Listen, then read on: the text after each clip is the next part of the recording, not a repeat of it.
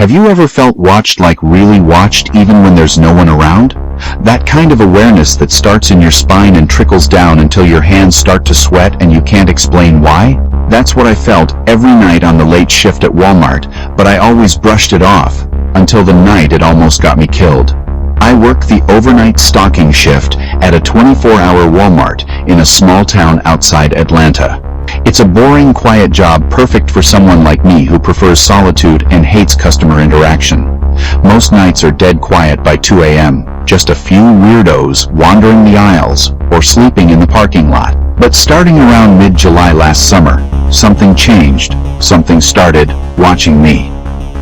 It began subtly. I'd be stocking cereal and feel like someone was behind me, only to turn and see nothing but a long, empty aisle. A shopping cart would be pushed just slightly out of place, like someone had moved it while my back was turned. Cameras caught nothing. Security shrugged. I thought maybe I was just tired. But then, I started finding things. Personal things. Once, I found a Polaroid photo of myself, not from work, but one taken from across the parking lot when I was getting into my car. Another night, I found a napkin tucked behind a display of soup cans, scribbled with my name and my license plate number in shaky handwriting. I reported it, obviously. Management reviewed footage. Still nothing. Could be a prank, they said. Maybe a coworker. But it wasn't funny. I stopped parking in the same spot. Started locking my car the second I sat down. My manager let me carry a box cutter just in case. I started keeping it in my hoodie pocket instead of my belt. It all came to a head 2 weeks later. It was around 3:15 a.m. I was restocking the frozen food section, earbuds in, listening to a podcast, when I caught movement out of the corner of my eye, someone darting behind the row of freezer doors. My heart dropped. I pulled one earbud out and listened. Nothing. The store was supposed to be empty.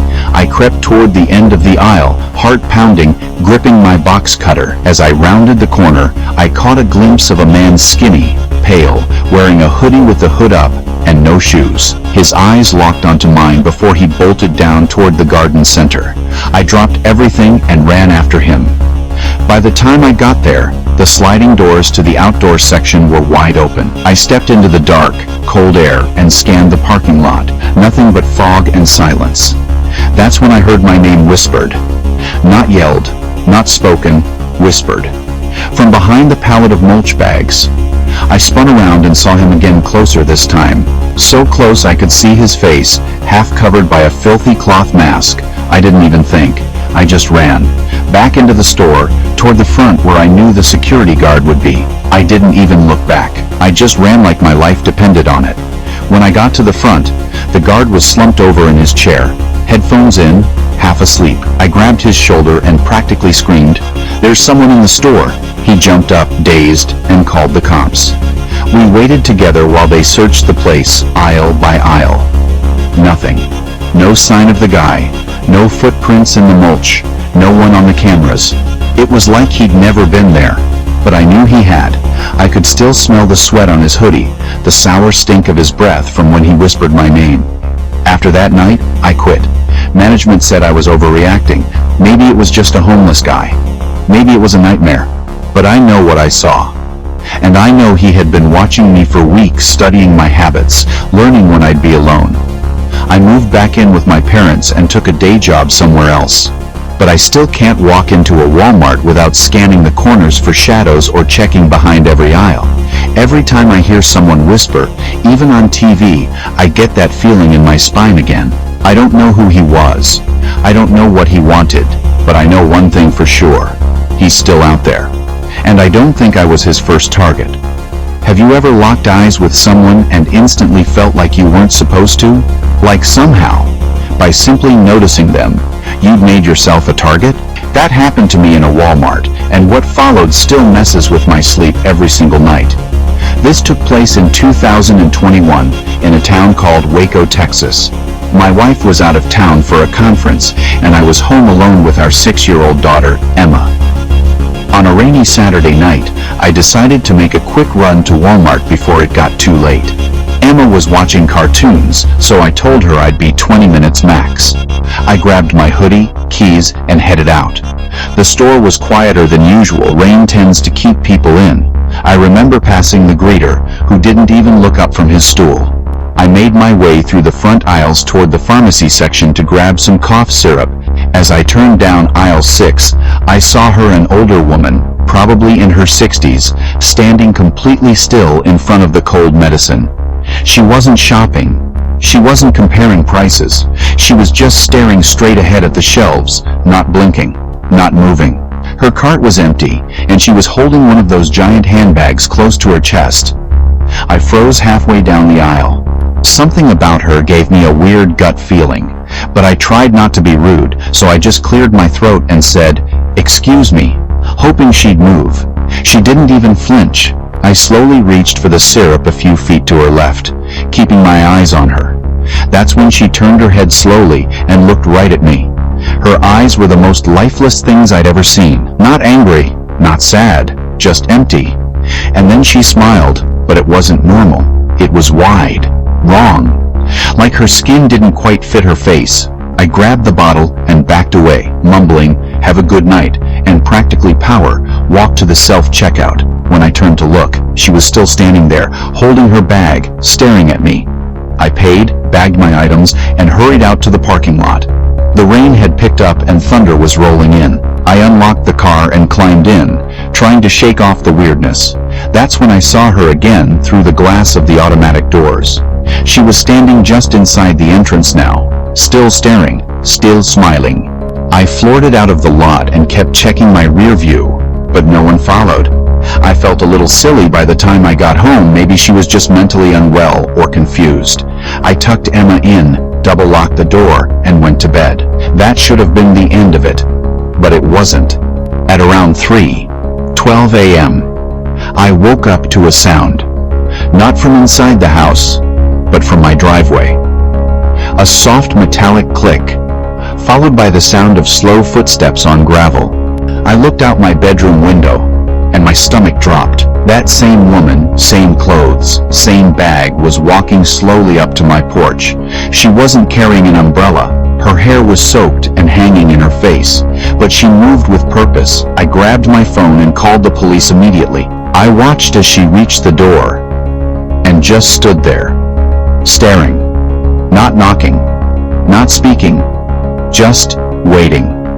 Then she did something I'll never forget. She slowly lifted her hand and placed her fingers over the peephole in the front door, like she knew I was watching from upstairs. I backed away from the window and grabbed a baseball bat from under the bed. My heart was pounding so loud I could barely hear anything else. 10 minutes later, the police showed up, sirens, lights, everything. But by the time they checked the porch, she was gone. No footprints, no trace. They asked if I had any enemies, or maybe upset someone. I told them no. They checked our security cam. Guess what? Static. The footage cut out from 3:11 to 3:25 a.m., just a blackout. The officer looked uncomfortable but chalked it up to a power surge. The next day, I went back to Walmart to ask the manager if they had any other complaints about that woman. He looked confused and said, "There was no woman here last night. We close at 11 now, have for months." I told him I'd been in the store at 10:30. He shook his head. No way.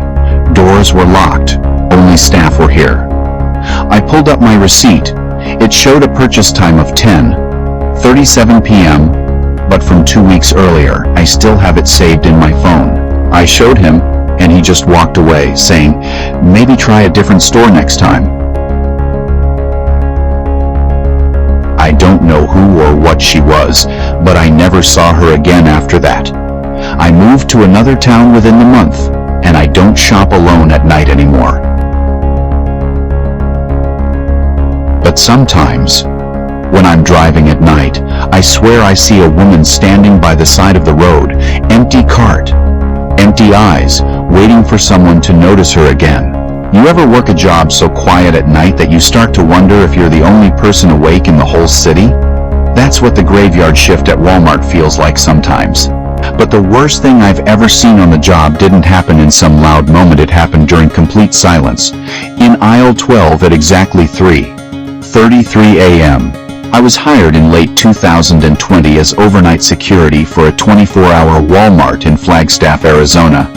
I was used to quiet nights, maybe the occasional drunk college kid or shoplifter, but for the most part, people were polite, or just too tired to cause trouble. I had my routine: walk the floor once every hour, check the loading dock, review the cameras, simple stuff. Everything changed after the store upgraded our surveillance system. We got these newer cameras, motion activated, heat sensing, infrared. I could even pull up specific aisles with a tap. I loved it at first, made my job easier. But about a week after the install, I noticed something off. The cameras in aisle 12, the cleaning products aisle, would randomly trigger between 3:30 and 3:35 a.m. every single night. The first few times I figured it was a glitch.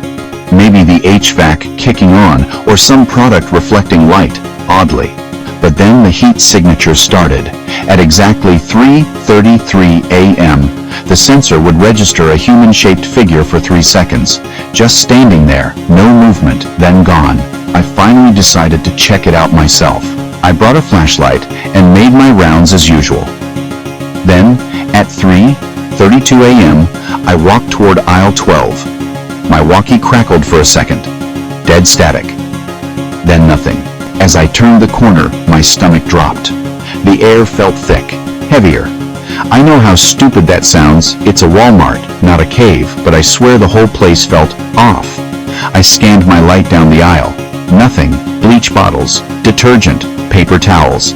Everything looked untouched. But when I got to the middle of the aisle, I felt it cold, like I'd just walked into a freezer. Then, one by one, the overhead lights above me started dimming. Not all at once, one at a time, like something was walking behind me, killing the lights as it passed. I turned around and saw nothing. I'm not a jumpy guy. I've done security at bars and festivals, but in that moment, I honestly thought I was going to pass out. I took one step back toward the front of the aisle, and then bam, the mop bucket at the end of the aisle rolled out and tipped over like someone had kicked it hard. I ran. I don't care how I looked. I ran straight back to the security office and locked the door. Pulled up the camera feed for aisle 12, rewound the last 2 minutes. What I saw made my skin crawl. At 3:33 a.m., the feed showed a figure, tall, blurry, grayish, standing exactly where I had been. But here's the part that broke me. It was staring directly into the camera, even though it was mounted 12 feet up in the ceiling. I didn't say a word to my manager the next day. Who'd believe me? I made a decision then. I'd just avoid aisle 12 during my shifts. Let the ghosts have their 3 minutes a night. One night, about 2 weeks later, the new guy, Jason, showed up for his first solo shift. I gave him the rundown and mentioned jokingly, "Hey, don't go near aisle 12 around 3:30, unless you want to meet the building's other resident." He laughed it off. The next morning, I came in early to hand off keys. Jason wasn't at the security office. I checked the cameras. Nothing for the last 30 minutes. I called his cell, no answer. Walked the store, empty. Finally, I checked aisle 12, and there he was. Jason was standing there, frozen, stiff, facing the shelves. Not blinking, not talking. I approached slowly and asked, "Hey man, you okay?" He slowly turned his head to me. His eyes were bloodshot, like he hadn't blinked in hours. Then he whispered, whispered my name, in my head. It knows me now. We had to call his fiancée to come get him. He didn't speak the whole drive home. He quit the next day. Didn't even pick up his final paycheck. The store still won't close aisle 12 at night. It's just a camera glitch, they say. But every time I work the overnight shift, I skip that aisle. I turn the volume off on that feed, and I never stay past 3:30 a.m. if I can help it. If you're ever shopping at night, and you find yourself in the cleaning aisle around that time, don't stop. Don't look around. And whatever you do, don't answer if you hear your name. Have you ever seen someone in a place they just didn't belong? Someone who looked almost right, but not quite human? I used to think the lost and found was the most boring part of Walmart until I saw her sitting inside it, and she smiled at me like we'd met before. I was working customer service late one Friday. It was one of those 24-hour Walmarts in southern Illinois, just off a lonely highway. Dead quiet after 2 a.m., no customers, only a few stalkers in the back, and me manning the returns and lost, found desk. Most nights, I scrolled through my phone, occasionally logging in a left-behind purse or someone's kid's jacket. That night, someone left behind a woman. At 2:47 a.m., I heard a soft knock. That was already weird. Nobody knocks at Walmart. I looked up from the counter and saw a woman standing inside the lost and found cage. We keep it behind a half door, with a latch. It's never locked, but no one goes in there except employees. She was barefoot, wearing an old blue sundress, her long hair hanging over one side of her face. She was just standing among the bins of lost scarves, old toys, and plastic bags, looking around like she was browsing. I walked over asking, "Ma'am, can I help you?" She turned her head slowly and smiled, not wide, just a small twitchy smile. "I lost something," she whispered. Her voice was thin, like someone trying to talk through static. I asked her what she lost, and she just said, "I can't remember, but it's important. It was mine first." Something about her tone chilled me. She didn't sound confused or scared. She sounded angry, but like she was trying to hide it. I reached over and gently motioned for her to step out of the cage. She didn't move, just stared. Then I noticed her feet were dirty, filthy, like she'd been walking barefoot down a gravel road for miles. There were small scratches on her ankles too. I radioed for my manager. While waiting, I kept my eyes on her, but the moment I looked away to check the time, she vanished. Gone. I walked into the cage. Empty. I looked behind the counter, behind the bins. No one. The latch hadn't moved. I even checked the hallway to the bathrooms. Nothing. My manager came over, and when I explained, he said I probably nodded off and dreamt it. But I wasn't tired. I wasn't hallucinating. I saw her, smelled her like wet flowers and mold. That might have been the end of it. But a few nights later, a woman came to the counter in tears. She said her daughter had wandered off while she was looking at candles.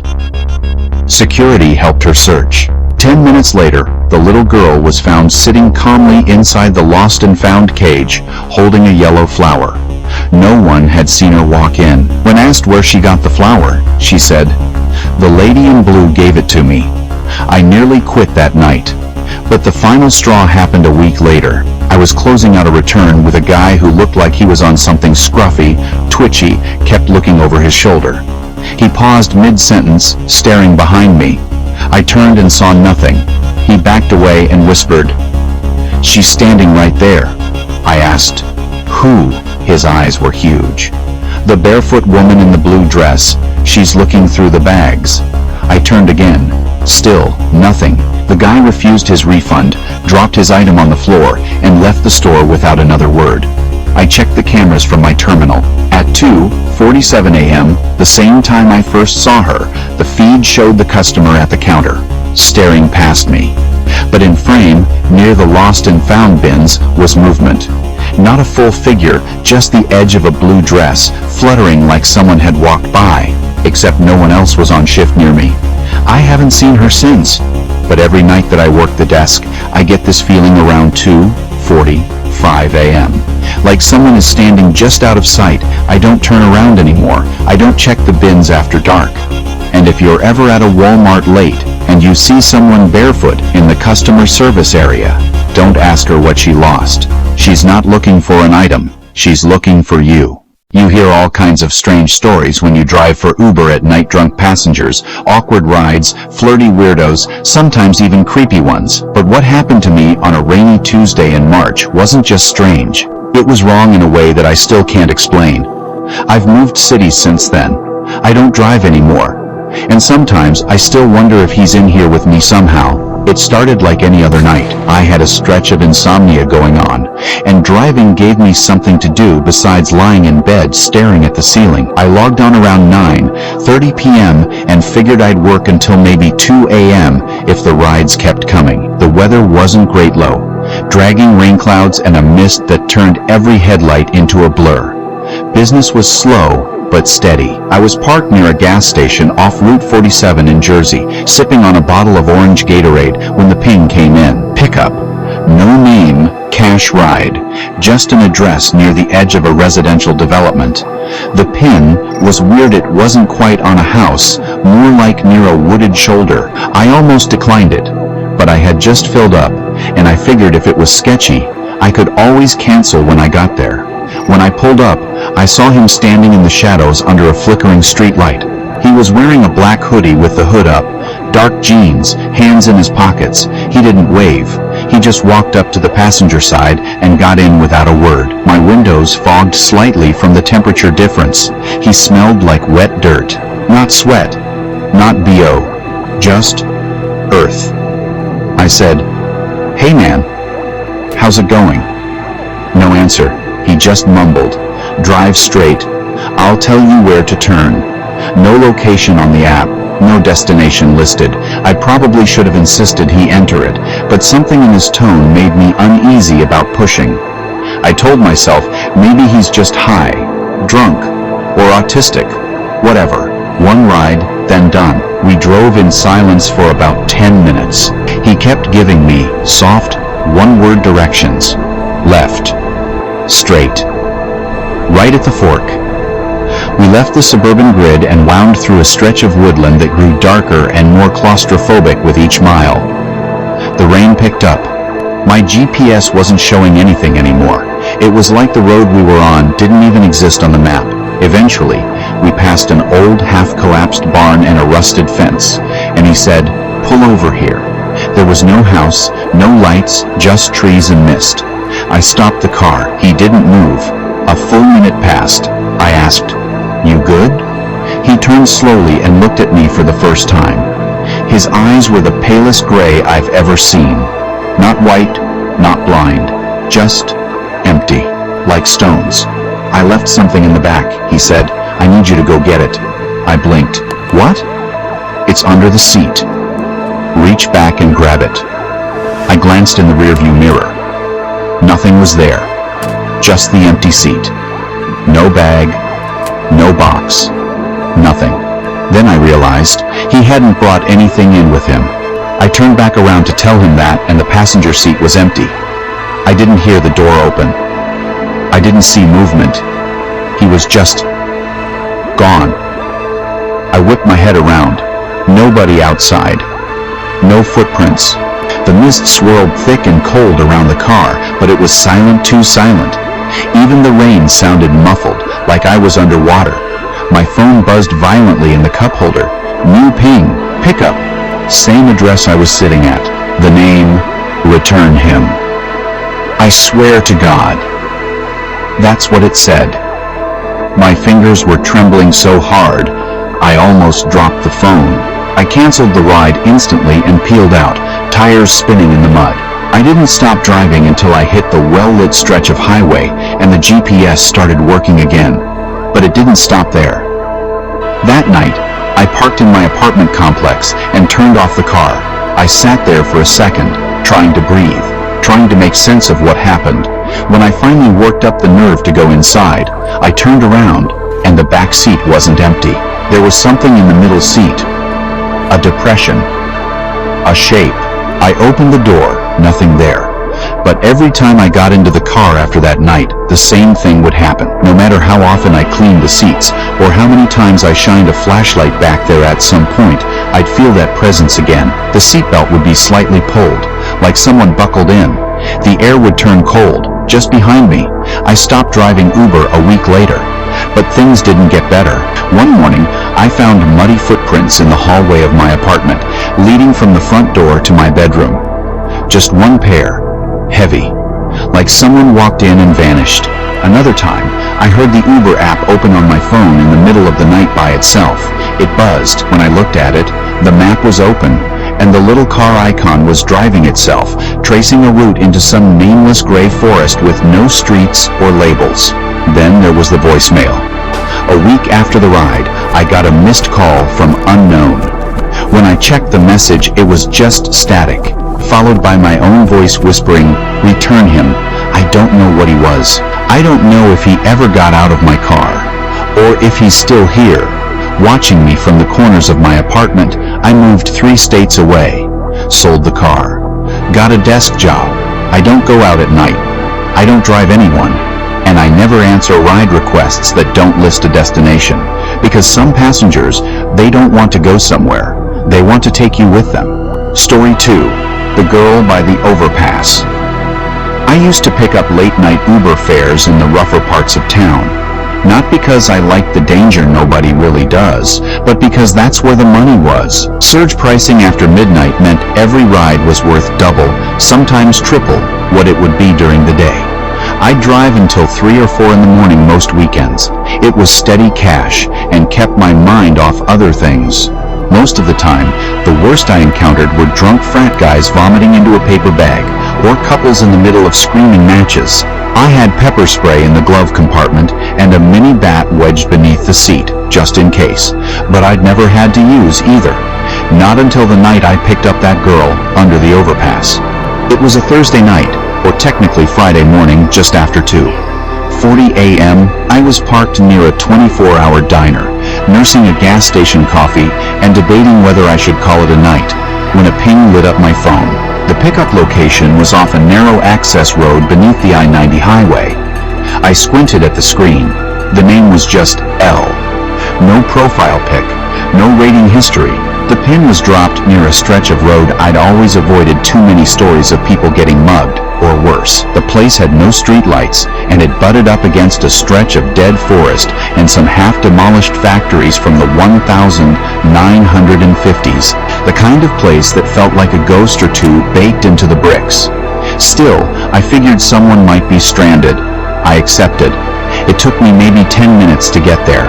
I slowed down once I passed the last working street lamp, my headlights slicing through a thick, almost greasy mist that clung to the road. The air looked warped. The only sound was the low thrum of semi-trucks roaring above me on the overpass.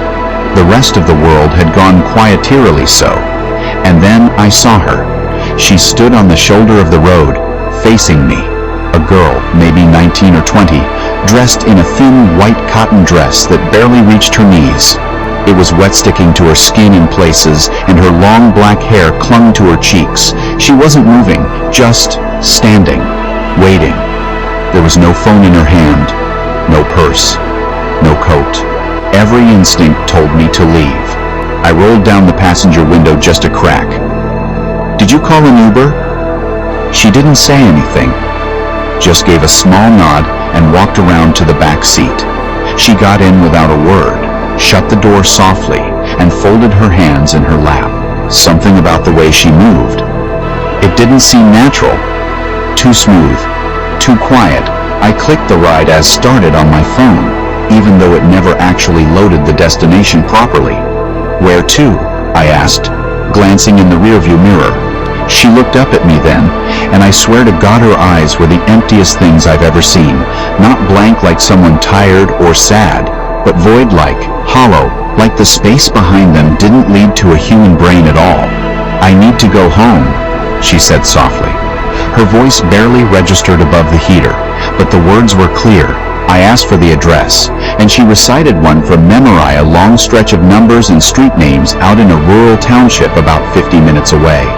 I recognized the area only vaguely. It bordered some nature reserve and was mostly old farmland. I typed it into the GPS. It was real. I pulled away slowly, resisting the urge to turn around and get a better look at her. She gave off this aura like the air around her was colder than the rest of the car. My heater was set to high, but it didn't seem to help. The back seat stayed cold, like there was a window cracked open, though there wasn't. We drove in silence for 10 minutes. She didn't move, didn't speak.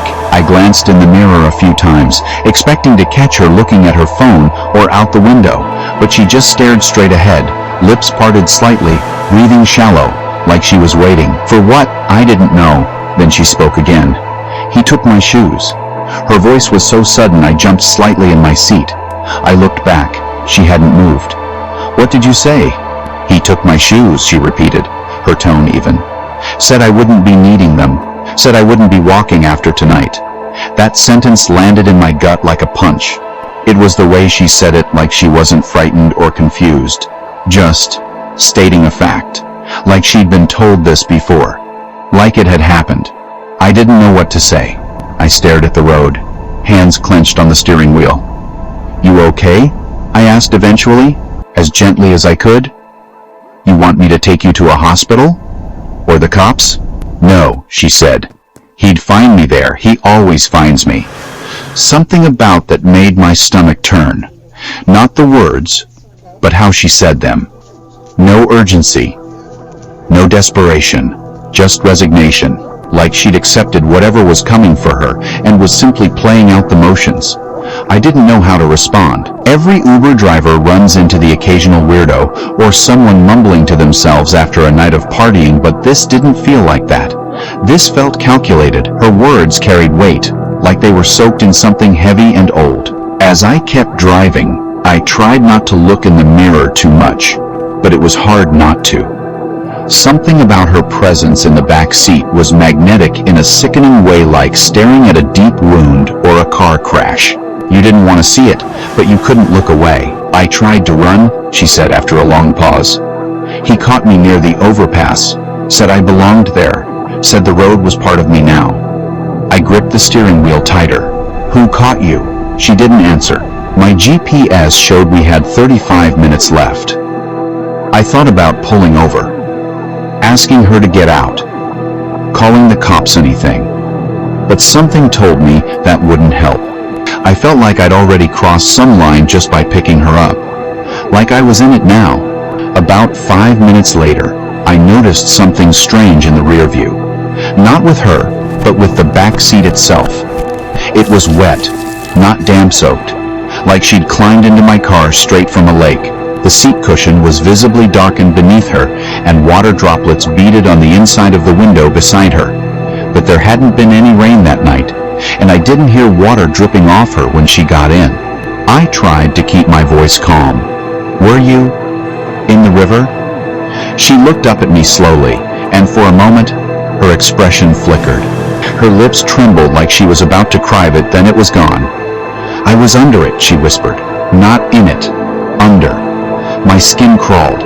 I don't even fully understand what that meant, but my body reacted before my mind could. Goosebumps shot across my arms. I adjusted the rear-view mirror so I didn't have to see her anymore. The next 20 minutes were tense. She stayed quiet. I kept my eyes glued to the road and tried not to think about the wet sound I kept hearing. Drip, drip, drip from somewhere behind me. When we got closer to the location she gave me, I realized we were heading into a completely abandoned area. The houses were spaced far apart, and most had boarded windows or no lights on at all. There were no street lamps, just long stretches of cracked asphalt and fields of overgrown grass. I slowed down as I approached the destination. My GPS announced we'd arrived, but there was no house. Just a rotting mailbox with a number, and behind it a gravel path leading into the woods. I turned to ask her if this was the right place, but the back seat was empty. The door hadn't opened. I would have heard it. The seat was still soaked. Water pooled slightly in the fabric. But she was gone. I threw the car in park and got out, heart pounding. I checked behind the vehicle, around the roadside, even walked a few feet into the trees, calling out. Nothing. No footsteps, no voice, no girl in white. It was like she'd vanished mid-sentence. I didn't sleep when I got home. I left the heat on in the car overnight, trying to dry the seat. The next day, I filed a report with Uber. They said there was no trip logged under that name. No L. No pickup at the overpass. No destination out in the woods. It was like the ride never happened. I would have chalked it up to hallucination stress, lack of sleep, whatever. But about a week later, I got a knock on my door. A police officer stood there, holding a photo. "Sir, you drive for Uber, correct?" I nodded slowly.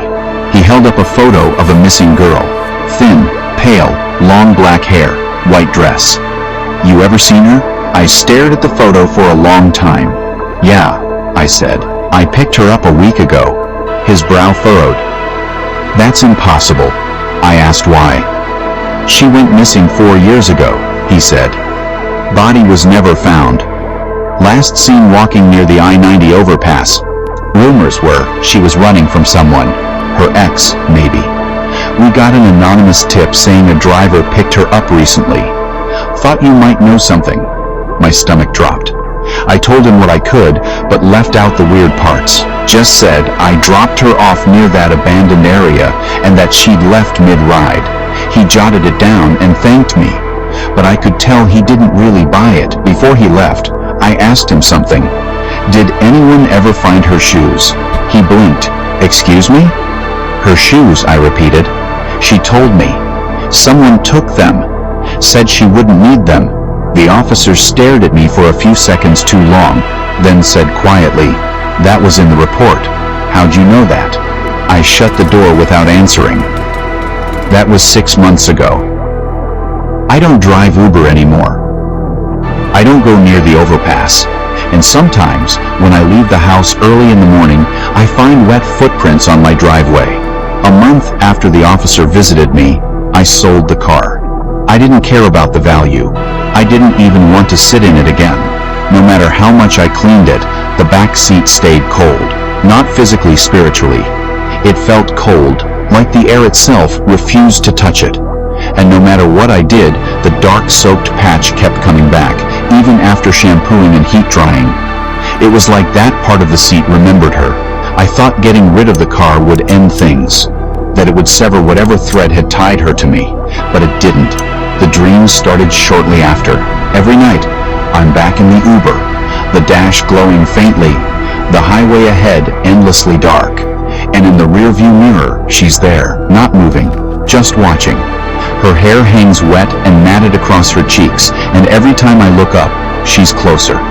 Each night, just a little closer to the front seat. Last night, she was behind me, breathing. I wake up soaked in sweat, with the echo of water dripping still ringing in my ears. Last week, I found something tucked under my front porch. A pair of worn, dirt-caked women's shoes. One was torn, as if ripped during a struggle. The insides were stuffed with wet leaves. No note. No explanation. Just sitting there like a silent accusation. I haven't shown anyone. What would I even say? Hey, remember the ghost passenger I told you about? I think she dropped these off. But it wasn't just the shoes that got to me. It was what was beneath them. A scrap of faded paper. Looked like it had been ripped from a journal. In shaky, water-smeared handwriting it said, "He's still out there. He drives at night." I don't know what that means, but I haven't taken a rideshare since. And every time I see a car pull over on the shoulder of a highway, I wonder, is it a driver picking someone up or letting someone out? A few nights ago, I got a call from an unknown number at 3:12 a.m. I let it ring. The voicemail was just dripping water. No voice. Just drip, drip, drip. I moved apartments yesterday. I changed my number. I blocked every rideshare app, but I still check my rearview mirror every time I drive, and I don't think I'm alone. Have you ever had that feeling when you pick up a passenger that something isn't right? Like you've stepped into a story that doesn't have a clear ending? That's exactly how it started the night. I accepted a ride request from a man named Timon, name I'd remember for all the wrong reasons. It was early October, a Friday, around 11:45 p.m. The city was quiet, the kind of silence that settles just before the weekend chaos kicks in. My phone buzzed with a ride request from a neighborhood on the edge of town, near an old industrial park. Not many people lived there, and the few who did kept to themselves. The streetlights were dim, flickering like they were about to give out. When I arrived, the street was empty except for one figure standing beneath a weak lamp. A man in his mid-30s, scruffy beard, threadbare hoodie, and worn jeans. His shoulders were slumped like he carried the weight of the world. I rolled down my window and called his name. "Tom?" He nodded silently and opened the door to get in the back seat. The air inside the car instantly felt colder. He didn't smile or make eye contact, just settled into his seat with his hands folded on his lap. I asked, "Where to?" He gave me a vague address, somewhere on the other side of town, near a residential area bordering a large wooded park. I punched it into the GPS. I'd never been to that neighborhood before. The ride started quietly. Tom never said a word, just stared out the window, eyes empty and unfocused. It was the kind of gaze that chills you because it feels like it's looking through you. I tried to keep the conversation going, asking about his day, the neighborhood, anything. Nothing. He just kept staring. After about 15 minutes, the temperature inside the car dropped suddenly. My breath fogged up the windshield, even with the heater cranked to max. I looked at Tom in the rearview mirror. His skin looked almost translucent in the dim light, like a shadow of a person. Then, he whispered, "I can't get out." His words hit me like a punch. I blinked hard, not sure if I'd heard him right. "What do you mean, you can't get out?" I asked, trying to keep my voice steady. He turned slowly to look at me in the rearview mirror, eyes dark and serious. "I'm trapped between rides, between places. Every time the car stops, I think it's over. But it's never over." I swallowed hard, my hands tightening on the steering wheel. The streetlights outside started to blur and stretch, distorting into twisted shapes. "Trapped how? Like stuck in a loop?" I asked, heart pounding. Tom nodded. "Exactly. I keep ordering rides, trying to get somewhere, but every time it brings me back here. To this car. This ride. This endless trip." A shiver ran down my spine. The radio flickered to static. Then a voice whispered so softly I almost didn't hear it. "Next stop, forever." I slammed on the brakes, the car screeching to a halt on a deserted road lined with dead, twisted trees. Tom's figure began to fade, his edges blurring into mist. His last words echoed through the silence, chilling me to the bone. "Don't get in. Don't stay. Don't drive." I didn't wait a second longer. I threw the door open and bolted into the night, my heart hammering so loud I thought it might burst through my chest. The engine was still running behind me, the keys left in the ignition like I'd abandoned everything. The silence of that empty road was crushing. No birds, no distant cars, just the cold whisper of wind threading through the dead branches. The next day, I tried to shake off what happened, but nothing made sense. I checked with Uber. No record of any ride or passenger named Tom that night. The address he gave? Just an empty lot that had been abandoned for years. The city felt different after that. Shadows seemed longer, darker. At night, I caught fleeting glimpses in my rearview mirror, shapes that disappeared when I blinked. And sometimes, I swear I hear a faint voice whispering from the backseat, inviting me to get in. I quit driving that night. I still jump at every car that pulls up behind me. And every time my phone buzzes with a ride request, I think of Toman, what he said. How his fare didn't end. I don't know what that ride was, or if he was real, but one thing's certain. Some rides don't have destinations. Some fares don't end. And some passengers never really leave.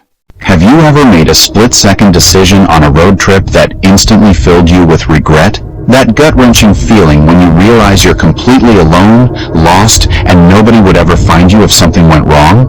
That's exactly what happened to me and my cousin Jake on a sweltering summer afternoon outside Reno. It started as a joke, a quick detour to check out a shortcut, and ended as the most terrifying experience of my life. It was July 2019. Jake and I were on a cross-country drive, a sort of last hurrah before he left for basic training in the military. We'd been making good time, pushing hard through Nevada's endless stretches of highway. The sun was relentless, baking the blacktop, and the desert stretched to the horizon in every direction, empty except for a few scattered tumbleweeds. Somewhere around 2 hours east of Reno on Route 50, we passed a crooked wooden sign nailed to a weather-beaten post. It read, in uneven, fading letters, "Shortcut to Ely, Scenic." The sign looked like something from a horror movie set hand, painted, cracked, and swaying in the dry wind. I laughed nervously and nudged Jake. Should we check it out? Could be an adventure. Jake shrugged. Why not? Beat staring at miles of asphalt. Our phones had no signal, no GPS, nothing but a flickering battery icon, and that stubborn little no service banner. Google Maps didn't show any road there at all, just a blank patch of desert. That only added to the thrill. We turned off Route 50 onto a narrow gravel path that quickly gave way to cracked, sun-bleached asphalt. At first, it felt like a secret Rhoda hidden gem that few knew about. The landscape was breathtaking in a strange, eerie way. Jagged rock formations cast long shadows, and the air was so still we could hear our own breathing. But after about 20 minutes, the road turned to dirt, littered with stones and dry scrub. The desert seemed to close in around us. No birds, no animals. Just the low hum of our engine and the crunch of tires over gravel. That's when we saw the pickup. It was parked at a sharp bend, facing into the brush like someone had abandoned it in a hurry. The truck was ancient rusted metal, cracked windows, and dirt caked thick on the tires. The driver's door was wide open. Inside there were old, dirty clothes tossed on the seat. And what looked like bones. Jake slowed the car to a crawl, eyes wide. I wanted to turn around, but something, maybe curiosity, maybe fear, pinned me in place. Then I noticed movement. A pale face, gaunt and dusty, peeked cautiously from behind the truck bed. The eyes met ours. They were sunken, shadowed, and utterly still. I screamed at Jake to floor it. He did. We sped past, but I kept looking back in the side mirror. The figure stood up, shirtless, bald, and covered in dust, as if he'd crawled out from a grave. His skin was cracked and dry, blending with the desert. But the worst part? He didn't run or shout. He just watched, silent, unblinking. The sun was setting by the time we reached what we thought was Ely. Only it wasn't. Instead of a lively town, there was a ghost grid of empty, crumbling buildings, an old church with shattered stained glass, a gas station with broken pumps, and a diner collapsed into rubble. The wind carried a faint smell of smoke and rust. No signs of life. Jake wanted to turn around, but the road behind us split without any markers, and we had no idea which way we'd come. No GPS, no bars, no hope. We pulled into the empty gas station to catch our breath. The shattered glass door clinked softly in the breeze. Then something inside shifted. A scraping sound like nails tapping on concrete echoed faintly. Frozen, we watched. Suddenly, heavy footsteps thundered toward us. We ran to the car. As Jake fumbled with the keys, I glanced back one last time. A man, or what looked like one, emerged from the shadows. His face was hollow, mouth frozen open as if screaming. His shirt was soaked in something dark, and he was missing a hand. When we peeled away, he laughed. Not a laugh, a cackle. A bone-chilling sound that echoed through the empty desert night. The next day, at a ranger station, we told our story. The ranger's face went pale. There's no shortcut to Ely through there. That town doesn't exist anymore, he said. You stumbled into Tucker's Hollow. It was a mining town that burned down in '72. They never found the bodies. Since then, I haven't trusted any shortcut, especially hand-painted ones in the middle of nowhere. Have you ever pulled off the highway late at night, desperate for a break, only to feel like you're not alone?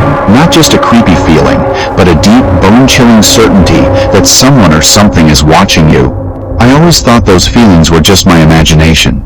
Until that freezing January night on a lonely stretch of highway between Kansas and Colorado. Since then, I never stop at a rest area after midnight. It was mid-January, and I was driving alone from St. Louis to Denver. The move was for a friend, and I was the designated driver for her belongings. The roads were slick with ice in places, and the highway stretched endlessly through bleak plains, nothing but open sky and dark fields on either side. I was exhausted, eyes heavy and red-rimmed. The dashboard clock read 2:04 a.m.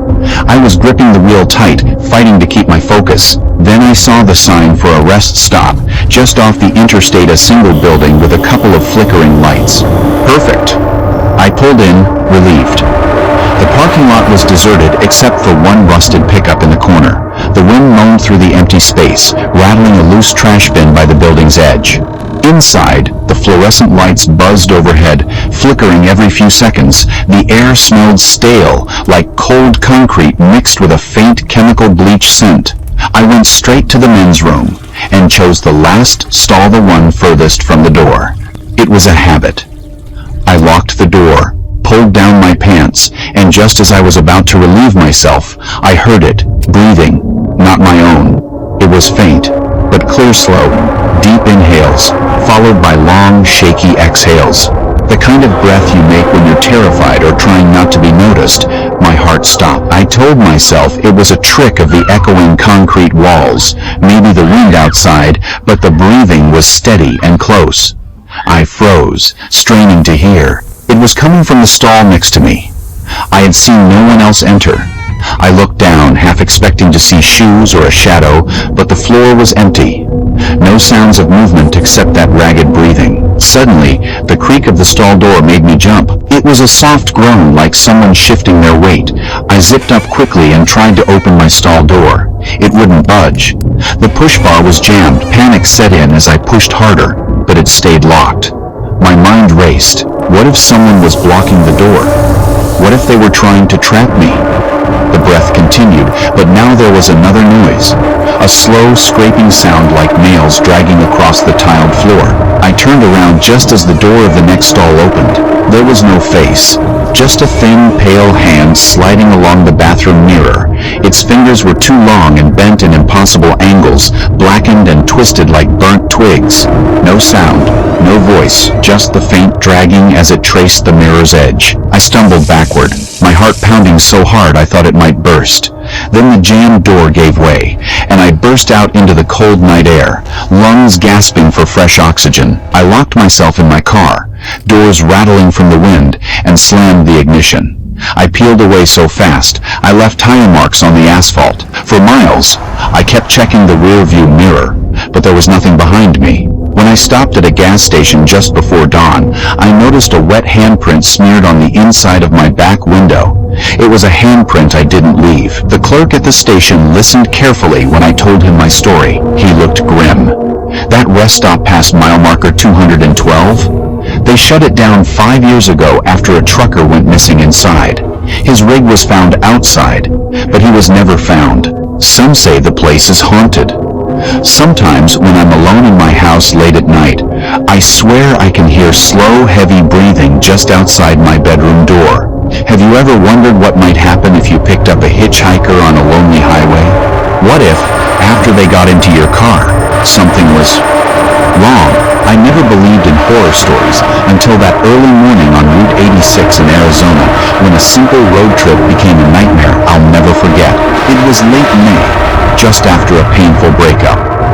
I figured a solo road trip might clear my head, so I planned to drive from San Diego to Santa Fe in 2 days. I left around midnight to avoid traffic, hoping the quiet desert roads would help me think. By 3 a.m., I was deep in the desert flat and silent except for the faint hum of my tires on asphalt. The moon was a thin crescent, barely lighting the road ahead. That's when I saw him. A lone figure walking on the shoulder, moving against the flow of traffic. He wore a faded denim jacket, worn boots, and a white baseball cap pulled low. I didn't stop, but as I passed, I caught a glimpse in the rearview mirror. His face was pale and lifeless, frozen in an expressionless stare. His eyes, they were black and glossy, like empty glass. I sped up. For the next 10 minutes, I tried to shake the feeling that I was being watched. Then came the noise. A shuffle. A subtle shift. From the back seat, I pulled over, flicked the interior light on, and saw nothing. The seat was empty, but the door handle had fresh condensation, like someone had just touched it. I rolled the windows down, hoping the cool air would clear the foul smell that suddenly filled the car, a sickly mix of rot and mold. It lingered in the back seat. I didn't stop until I reached a gas station outside Flagstaff. When I stepped out, the smell vanished. I shone my phone's flashlight into the back seat and gasped. Dozens of handprints, some small, some large, smeared and dragged along the ceiling fabric and down the door panels. I wiped one with a paper towel. The print smeared like wet paint. I showed the clerk inside. His face went pale. "Route Cat 26 tonight?" he asked quietly. I nodded. He pulled out his phone and showed me an old news article. A man had disappeared on that very stretch 10 years ago. Last seen hitchhiking. Same denim jacket. Same white cap. Same black, glassy eyes. I had the car detailed the next morning. They cleaned every inch. But when I drove away, I caught one last thing in the mirror, a foggy outline of a face pressed against the rear window. Since then, I haven't driven alone after dark. Have you ever considered the strange, modern magic of making money online? It's a world where your bedroom can become a stage, your phone a gateway to an audience, and your personality a product. For many, platforms like OnlyFans represent a new frontier of entrepreneurship, a place where you can connect directly with people who appreciate what you do. It feels empowering, like you're finally in control. You set the rules, you choose what to share, and you reap the rewards. It can feel like the easiest job in the world. A few pictures, a little flirting, and suddenly, strangers are sending you money. It's a transaction that seems simple, clean, and contained entirely within the digital realm. This digital stage offers a unique kind of intimacy, one that feels both personal and perfectly safe. You are performing for an audience, but they are behind a screen, miles away. They can't touch you, they can't find you, or so you believe. The relationship is built on a carefully constructed persona, a version of yourself that you choose to present. You might share your morning coffee routine, your favorite outfits, or a quiet moment from your day, creating a connection that feels genuine. Your followers, in turn, feel like they know you, like they are a special part of your life. This illusion of closeness is the currency of the platform, the very thing that makes it so successful and so appealing. The thrill of it is undeniable. Watching your subscriber count climb, seeing the tips roll in, it's a powerful validation. Each notification is a small burst of dopamine, a confirmation that you are wanted, that you are interesting, that you are succeeding. It's easy to get lost in the numbers, to see your followers not as individuals, but as a collective wave of support. They are just usernames and profile pictures, a faceless crowd applauding your performance from the digital darkness. What could possibly go wrong when the entire interaction is mediated by technology, contained within the safe confines of an app on your phone? You are the director, the star, and the producer of your own show. But this is where the illusion begins to fray at the edges. The very nature of this performance requires a degree of vulnerability. To build that connection, you have to share parts of yourself, your space, your habits, your life. You might not show your face or use your real name, but you are still offering glimpses into your world. A piece of furniture in the background, the view from your window, the sound of a passing train, these are the small, seemingly insignificant details that can be collected, cataloged, and pieced together by someone with enough time and determination. The digital stage, which once felt so secure, can slowly transform into a one-way mirror. The danger creeps in silently, cloaked in the guise of fandom. It begins with a follower who is a little too attentive, a little too obsessed. They're not just a fan, they're a scholar of your life. They remember the name of your cat from a story you posted months ago. They notice you changed your hair color before you've even announced it. At first, it can feel flattering, a sign that someone is truly paying attention. You might even feel a sense of gratitude for their loyalty. They are, after all, your biggest supporter, the one who tips the most and comments on every single post. They make you feel seen, but you soon realize they are seeing more than you intended to show. The line between admiration and obsession is a thin one, easily crossed in the anonymous landscape of the internet. The person who once seemed like a lonely fan with a harmless crush starts to reveal a darker, more possessive side. Their messages become more specific, their comments more unnerving. They no longer compliment your outfit, they comment on the way you nervously touch your hair or the sad look in your eyes. They are no longer just watching your content. They are analyzing you, deconstructing your every move. The sense of control you once felt begins to evaporate, replaced by a creeping dread that you are no longer in charge of the narrative. This is the point where the digital world bleeds into the physical one. A comment about the weather in your city when you've never mentioned where you live. A message referencing a local coffee shop you frequent. These are the first signs that the barrier has been breached, that someone has moved from being a passive observer to an active investigator. They are no longer content with the version of you that you present online. They want the real thing. The safety of the screen shatters, and the faceless username you once dismissed as harmless now feels like a tangible threat, a shadow lurking just outside your field of vision. Suddenly, every creak in your apartment, every unexpected noise outside your window, becomes a potential sign. The digital ghost has followed you home. The performance is no longer confined to your phone. Your entire life has become the stage, and you are unknowingly playing a part for an audience of one.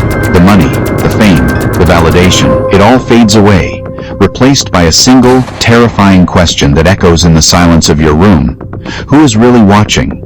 And what do they want? The stories you are about to hear are from creators who found out the answer to that question in the most horrifying way possible. At the height of my online success, I had curated a perfect bubble of digital intimacy. My OnlyFans account was a carefully managed performance, a space where I could be playful and alluring without ever crossing the boundaries I had set for myself. No nudity, no explicit content, and absolutely no in-person meetups. It was a business model built on suggestion and fantasy, and it was working beautifully. My subscribers were generally respectful, a mix of quiet admirers and enthusiastic commenters. They were part of a world I controlled, one I could switch off the moment I logged out. I saw them as usernames on a screen, distant and harmless, part of a game where I made all the rules. It was a comfortable, profitable illusion. Among the thousands of followers, one stood out, not for his words, but for his silence. His username was BlindWatcherID9, a name that in hindsight feels like a chillingly accurate prophecy. He never once left a comment on my posts. He never slid into my DMs with a flirtatious line or a special request. His presence was marked only by the steady, almost unnerving generosity of his tips. For every short video, for every photo set, a notification would pop up, a tip for $100, $200, sometimes even $500. It was an astonishing amount of money, and I rationalized it as the harmless obsession of a wealthy, lonely man, perhaps a tech billionaire with more cash than social skills. I pictured him in a sleek, minimalist apartment somewhere far away, finding a quiet escape in my content.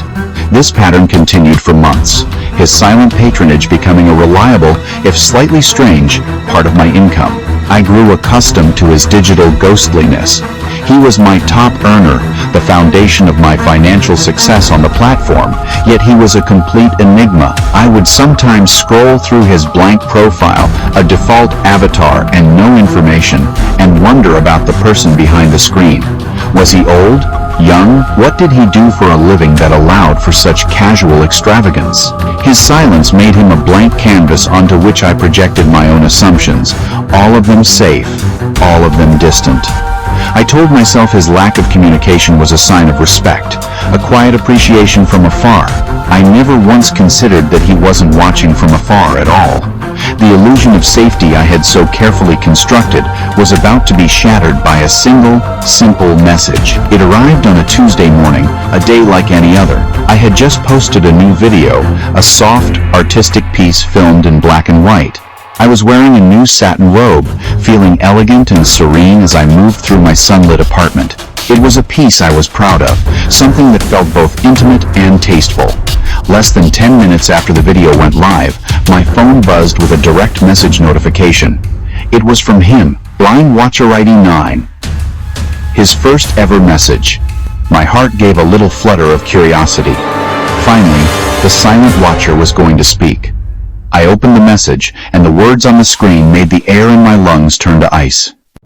"You look amazing in blue." That was it. 6 simple words that dismantled my entire sense of security in an instant. I stared at my phone, reading the message over and over, my mind racing to find a logical explanation. The video was explicitly black and white.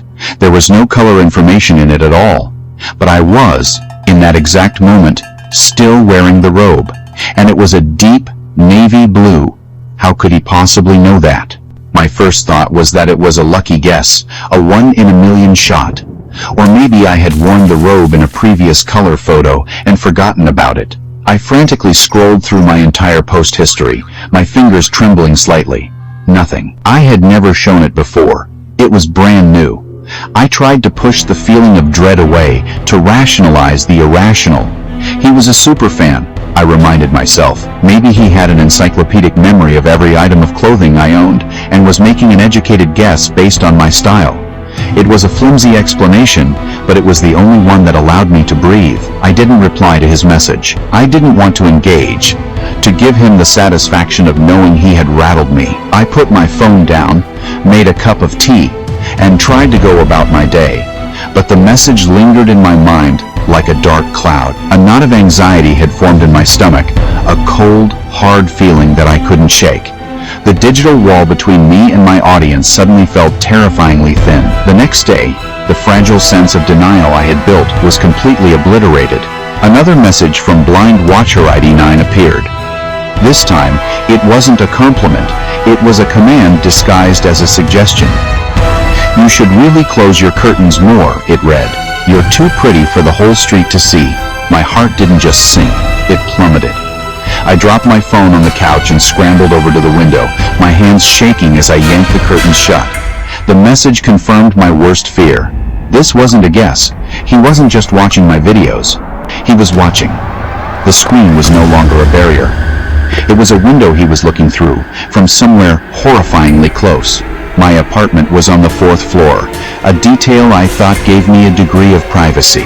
The only building directly across from mine was another residential complex, but it was a considerable distance away.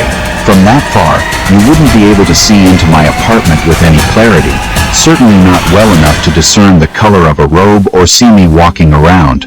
It would be a blur, a distant figure in a window. Unless, of course, you had a powerful zoom lens, a telescope, or some other professional-grade surveillance equipment.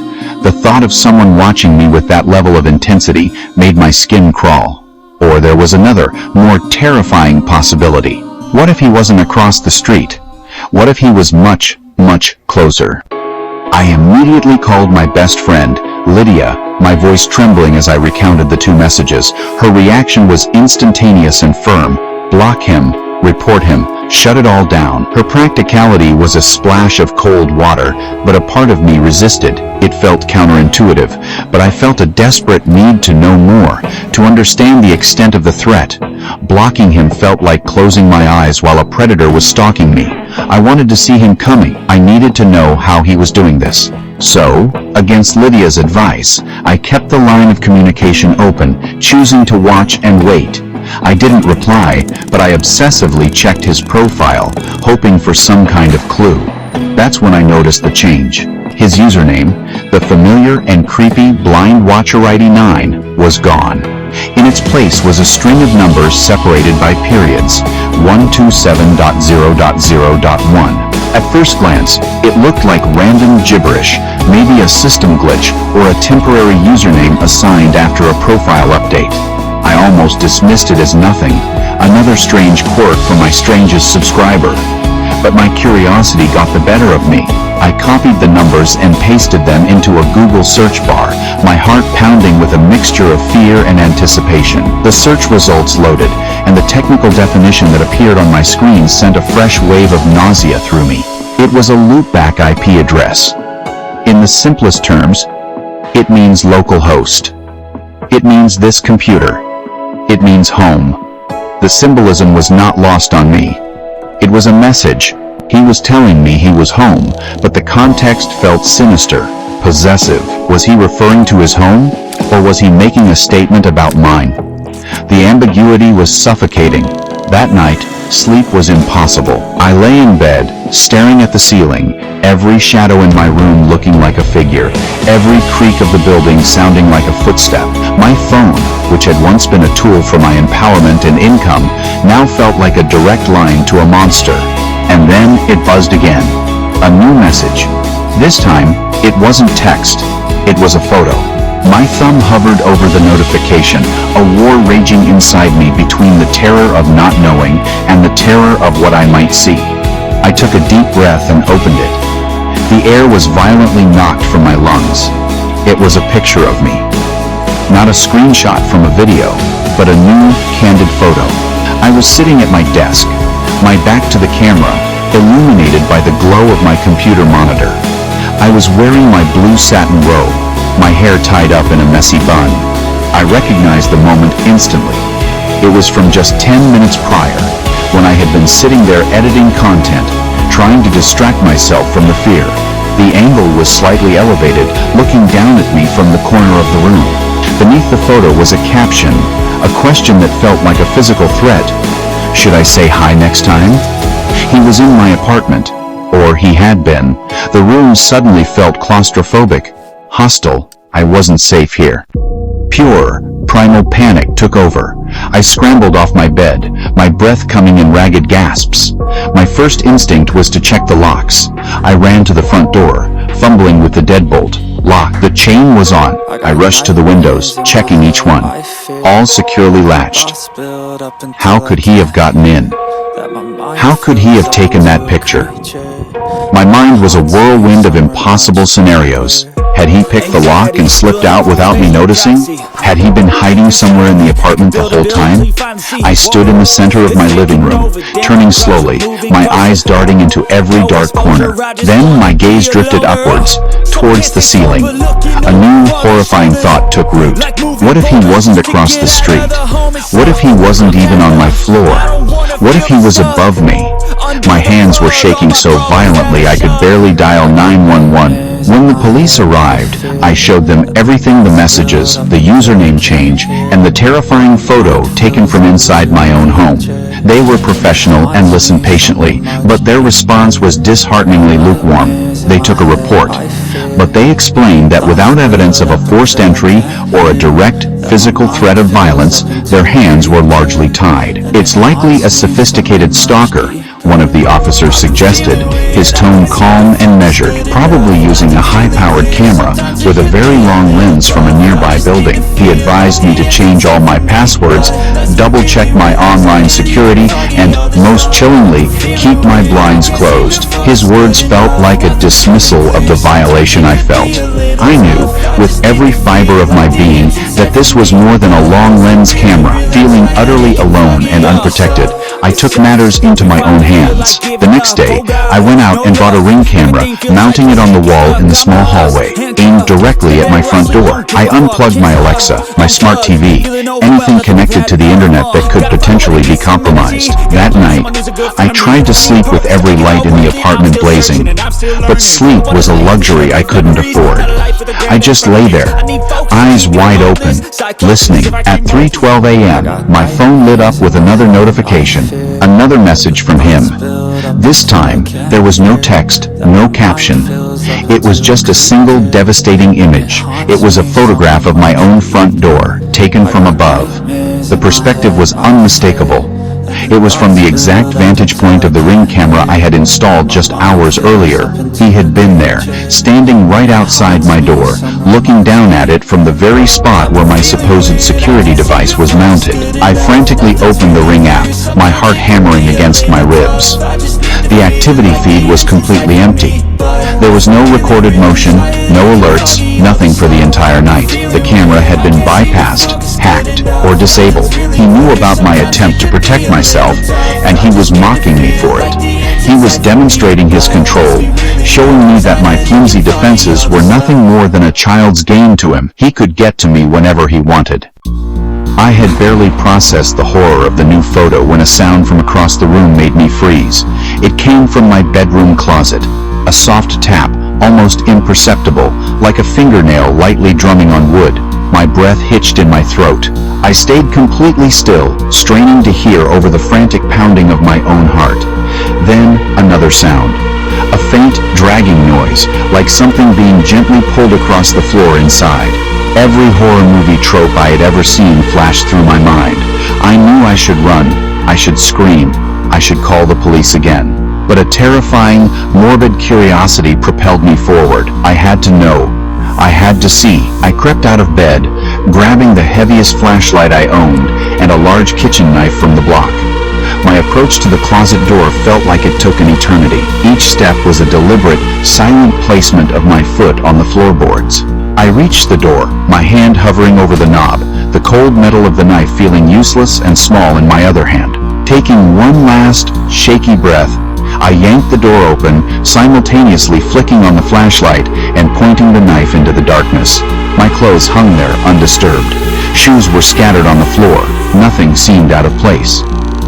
For a moment, I felt a wave of relief mixed with foolishness. Had I imagined it? Then the beam of my flashlight caught something on the back panel of the closet wall. Something that wasn't there before. A hole. It was small, no bigger than a coin, drilled cleanly through the drywall. It was fresh. I could see the pale, raw gypsum around the edges. My blood ran cold. I knelt down, my body trembling uncontrollably, and leaned in closer, trying to peer through the tiny peephole. Where did it lead? Into the wall? Into a neighbor's apartment? As my eye adjusted to the darkness on the other side, a tiny red light blinked back at me. It was a camera. He was watching me from inside my own walls. I let out a scream that was raw and guttural, a sound of pure terror. I slammed the closet door shut, scrambled backward until my back hit the opposite wall, and fumbled for my phone. I didn't call the police this time. I called Lydia. I couldn't be in that apartment for one more second. Within 15 minutes, I had a bag packed with essentials and was out the door, running down the hallway as if the devil himself was chasing me. The next morning, with me safely at Lydia's place, we called the police again. This time, the sheer, unadulterated terror in my voice must have conveyed the severity of the situation. They agreed to conduct a thorough search of my apartment. What they found was a nightmare realized. Something far worse than I could have ever imagined. The wall at the back of my closet was a false panel. Behind it was a tiny, cramped crawl space, one I never knew existed. Inside, they found evidence of habitation, empty food wrappers, bottles of pills, a small pile of dirty clothes, and a camera tripod. Someone had been living in there. Watching me, they discovered other small holes, drilled with surgical precision, aimed at my bed, my desk, and even my bathroom. A wireless microphone was found hidden inside my smoke detector. The crawl space, they discovered, led directly upstairs into the apartment right above mine. The man they arrested was my upstairs neighbor, Brian. He was blind watcher ID 9. He was 127.0.0.1. He was home. Have you ever followed someone online so closely that you started to feel like you knew them? Not just their content, but their soul?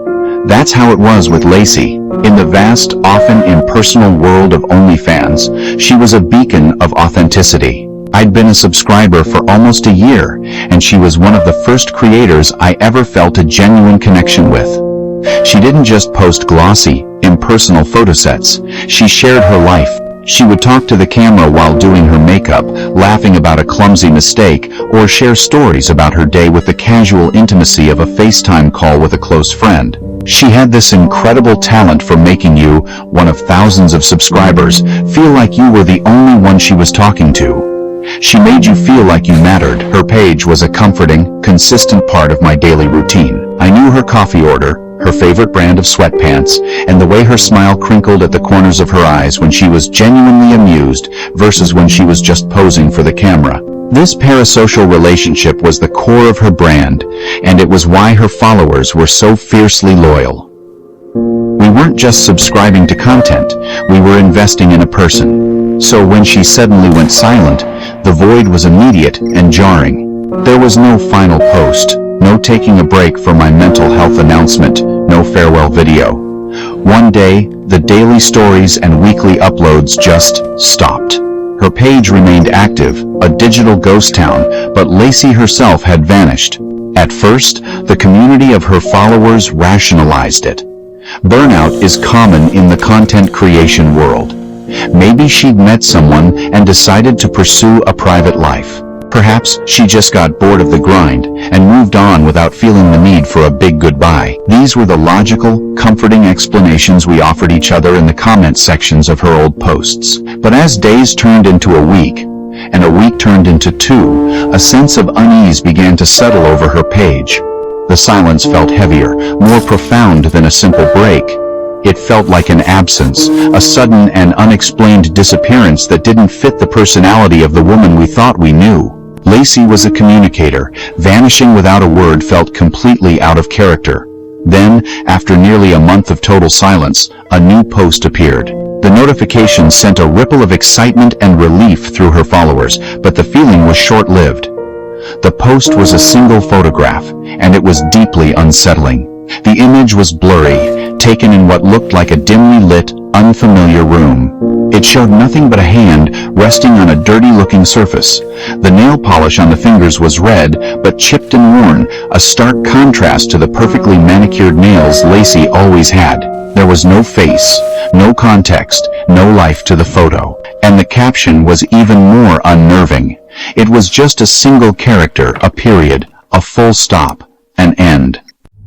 The strange solitary post threw her followers into a frenzy of speculation. The comments section exploded with theories and questions. "Lacey, are you okay?" one person wrote. "Is this a mistake? Did you get hacked?" asked another. Many tried to interpret it as some kind of abstract, artistic statement, but the image was too bleak, too devoid of the warmth and personality that defined her. It felt wrong. As the days passed, more posts like it followed. All of them were dark, disorienting, and completely out of focus. Silent videos of a ceiling corner. A blurry close-up of a stained piece of fabric.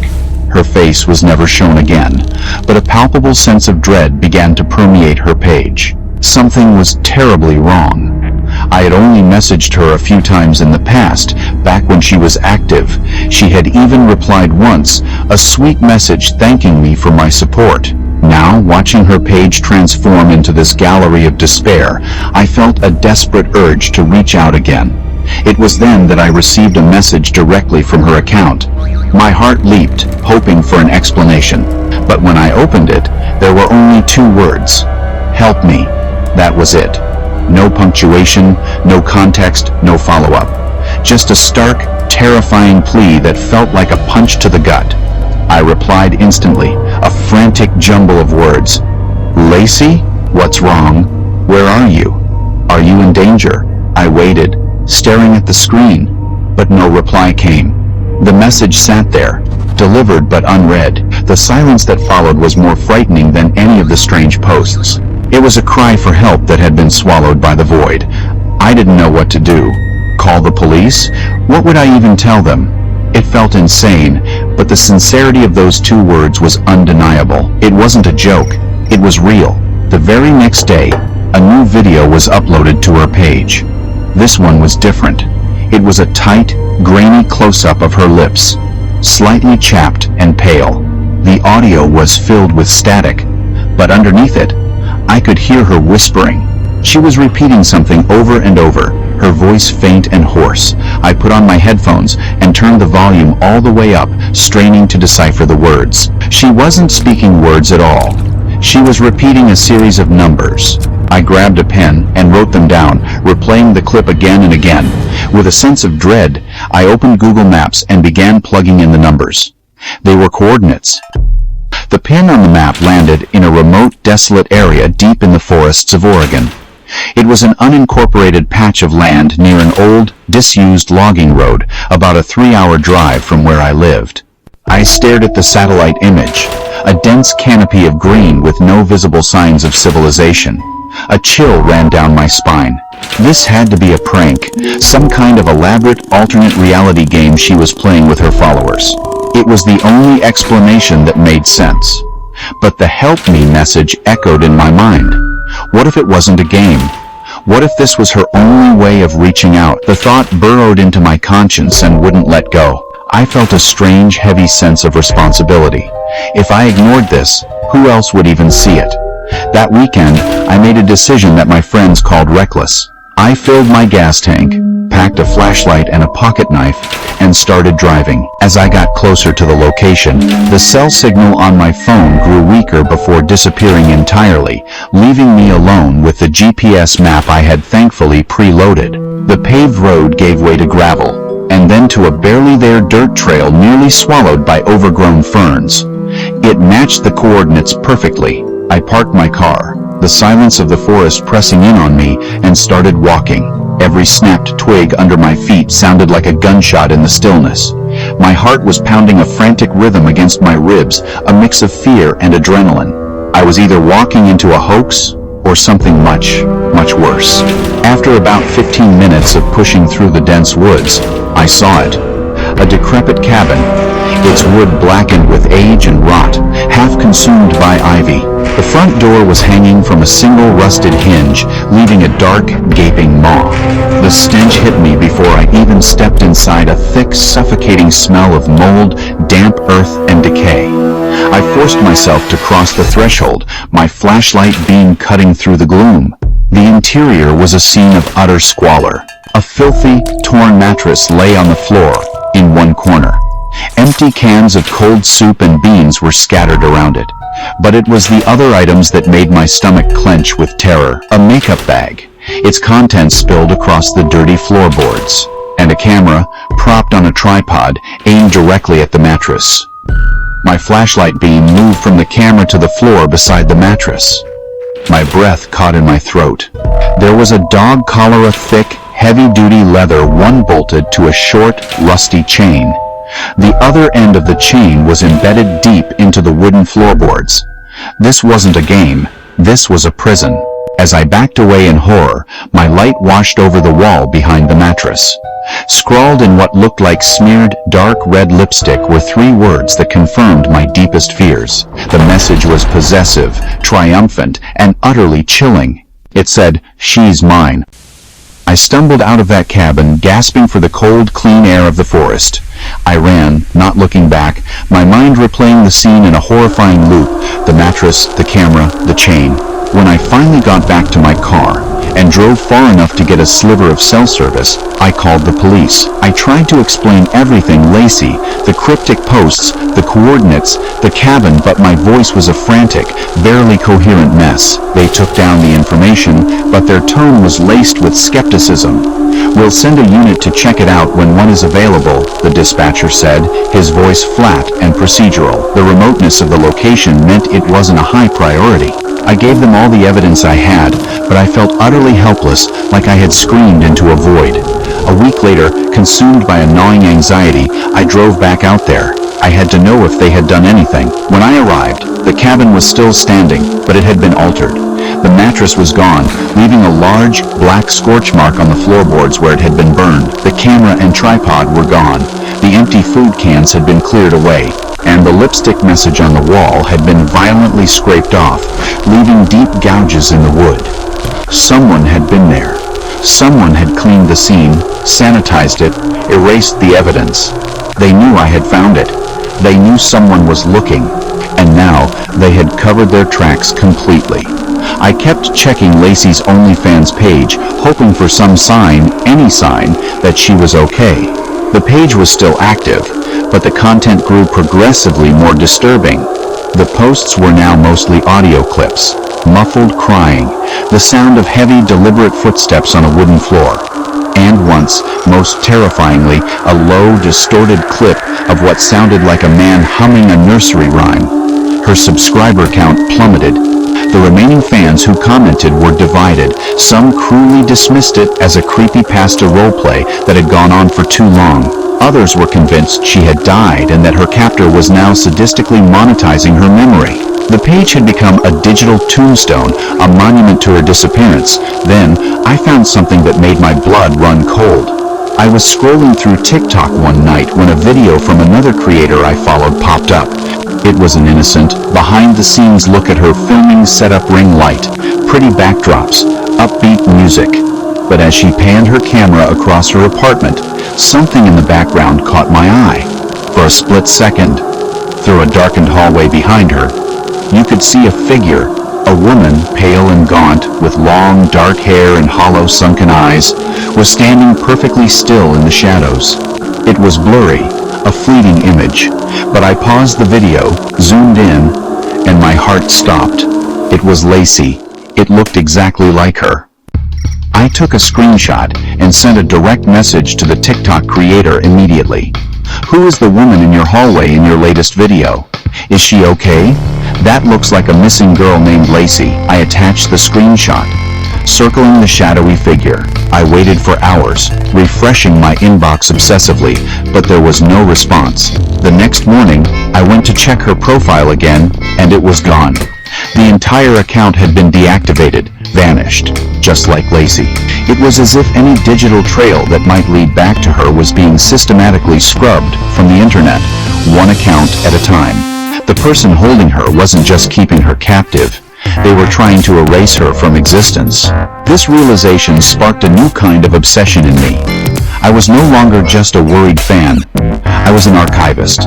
I started digging through every corner of the internet for traces of her. Old Reddit threads, forgotten fan pages, reposted clips on obscure forums. I spent hours sifting through digital debris, searching for anything that would prove she was real, that she had been here. But it was like fighting a ghost. Every time I found a cache of her old videos or a thread discussing her disappearance, it would be gone within days. Accounts that shared her content were suspended. Links were broken. It was a coordinated, relentless effort to wipe her clean from the digital world.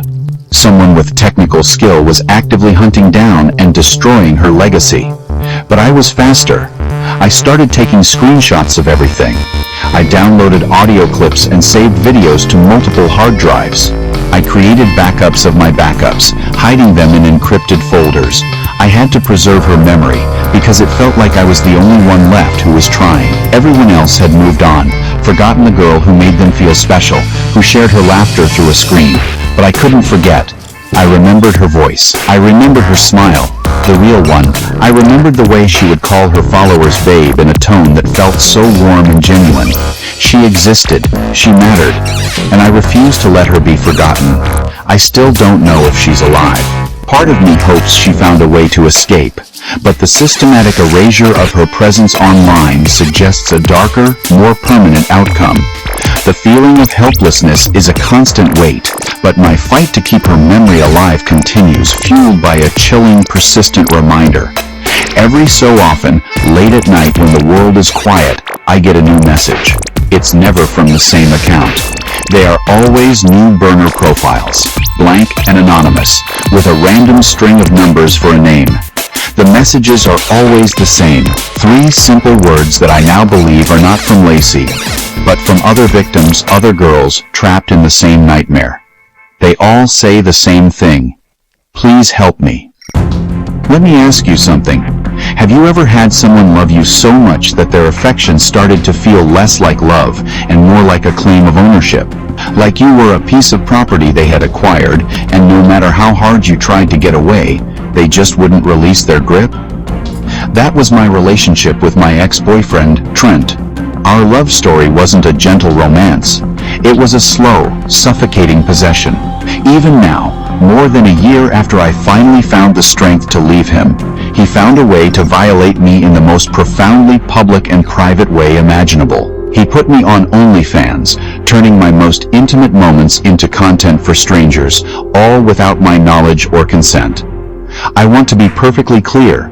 I have never had an OnlyFans account. I have never willingly posted anything remotely intimate on any corner of the internet. In fact, after the breakup, I became something of a digital ghost.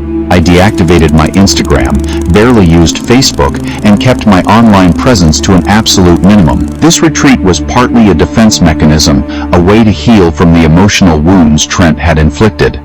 But it was also born out of a deep-seated paranoia he had instilled in me. During our time together, he was relentlessly manipulative and controlling. A warden disguised as a doting boyfriend, he would constantly check my phone, question my friendships, and subtly isolate me from the world until he was the center of my universe. When I finally broke up with him, it was like escaping from a high-security prison.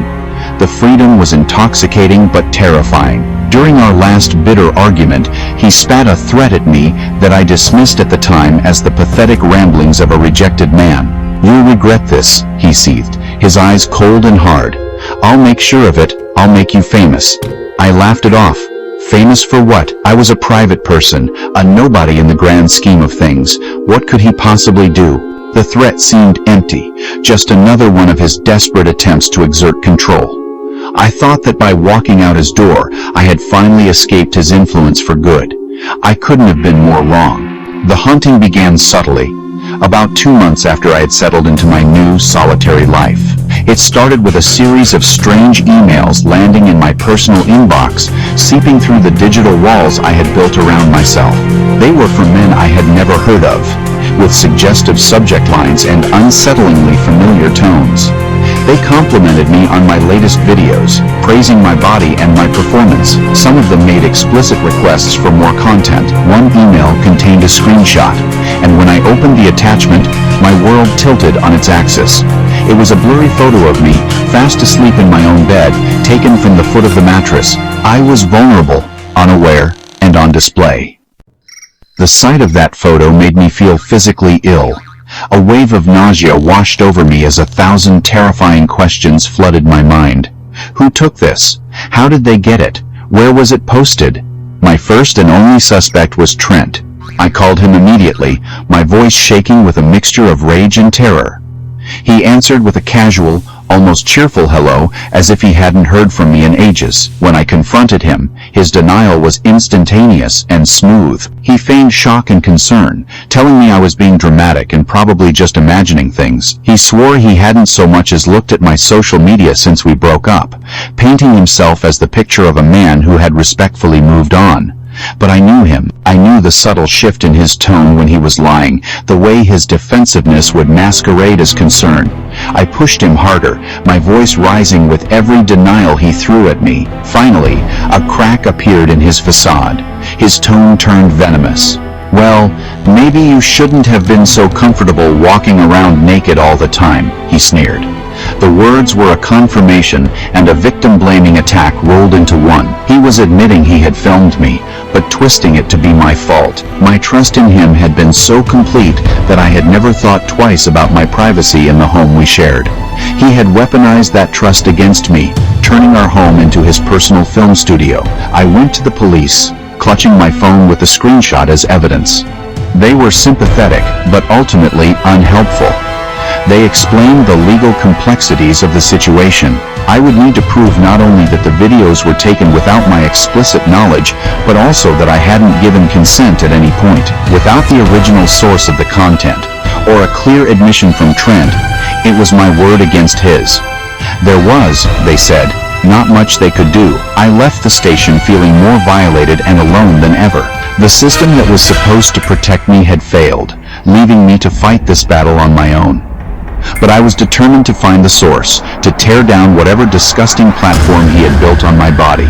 That's when an anonymous email arrived. It was short and to the point.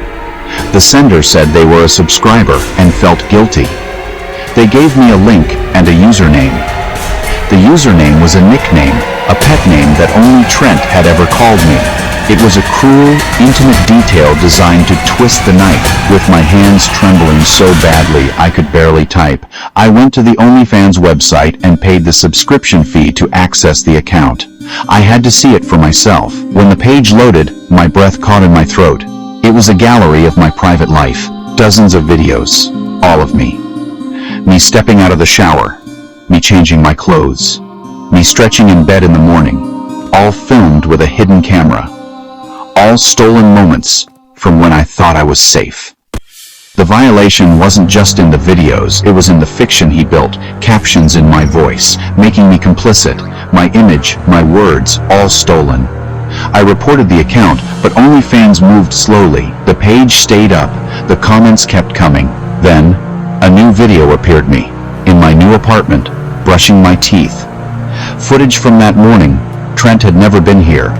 He didn't know my address. That's when I realized the surveillance hadn't stopped. He was still watching. I tore my apartment apart, searching. In the bathroom vent, I found a tiny camera. Another, hidden in a teddy bear he'd given me. I ripped them out, adrenaline surging. My sanctuary was never safe. With the cameras as proof, I went to the police. They finally took me seriously and questioned Trent. But he spun a new story, claiming I'd agreed to everything, forging messages to back up his lies. The police hesitated. The case muddied again. OnlyFans, after weeks, finally took the account down. Relief, but hollow. The videos were already everywhere, downloaded, re-uploaded, deep-faked, archived on forums. My image was scattered across the web, out of my control. The violation multiplied, impossible to erase. Weeks after the account vanished, a package arrived, no return address, just a USB stick. Against my better judgment, I opened it. More videos. Footage of me after I'd found the cameras, crying, searching, breaking down. He'd still been watching. More cameras, more invasion. That was it. I fled, new city, new number, no social media, living like a fugitive. The fear never left. Every room, every stranger with a phone, every shadow felt dangerous.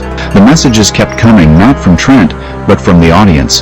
You looked so sad in your last video. Why'd you stop posting? Smile.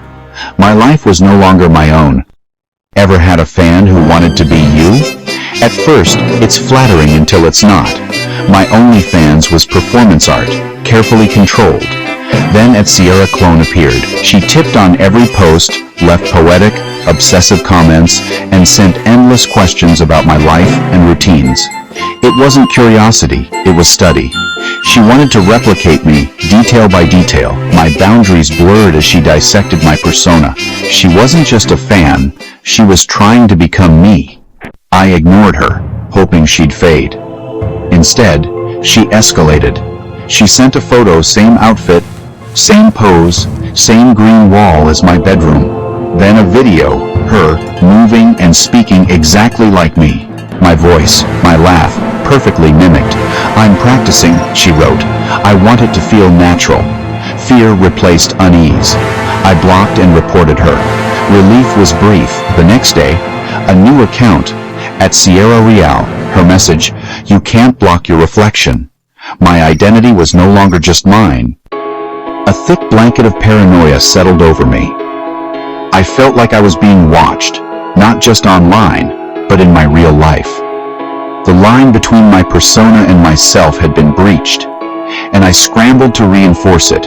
I spent hours poring over my own content, looking for clues I might have accidentally given away. I scoured my old posts, checking for street signs reflected in my eyes, unique architectural details visible through my windows, or any mention of local landmarks. I started blurring the backgrounds of my photos more heavily and ran every image through a metadata scrubber to ensure there was no location data attached. I became a digital security expert overnight, trying to lock down a fortress that already had a traitor inside its walls. Despite my best efforts, the feeling of being exposed only grew stronger.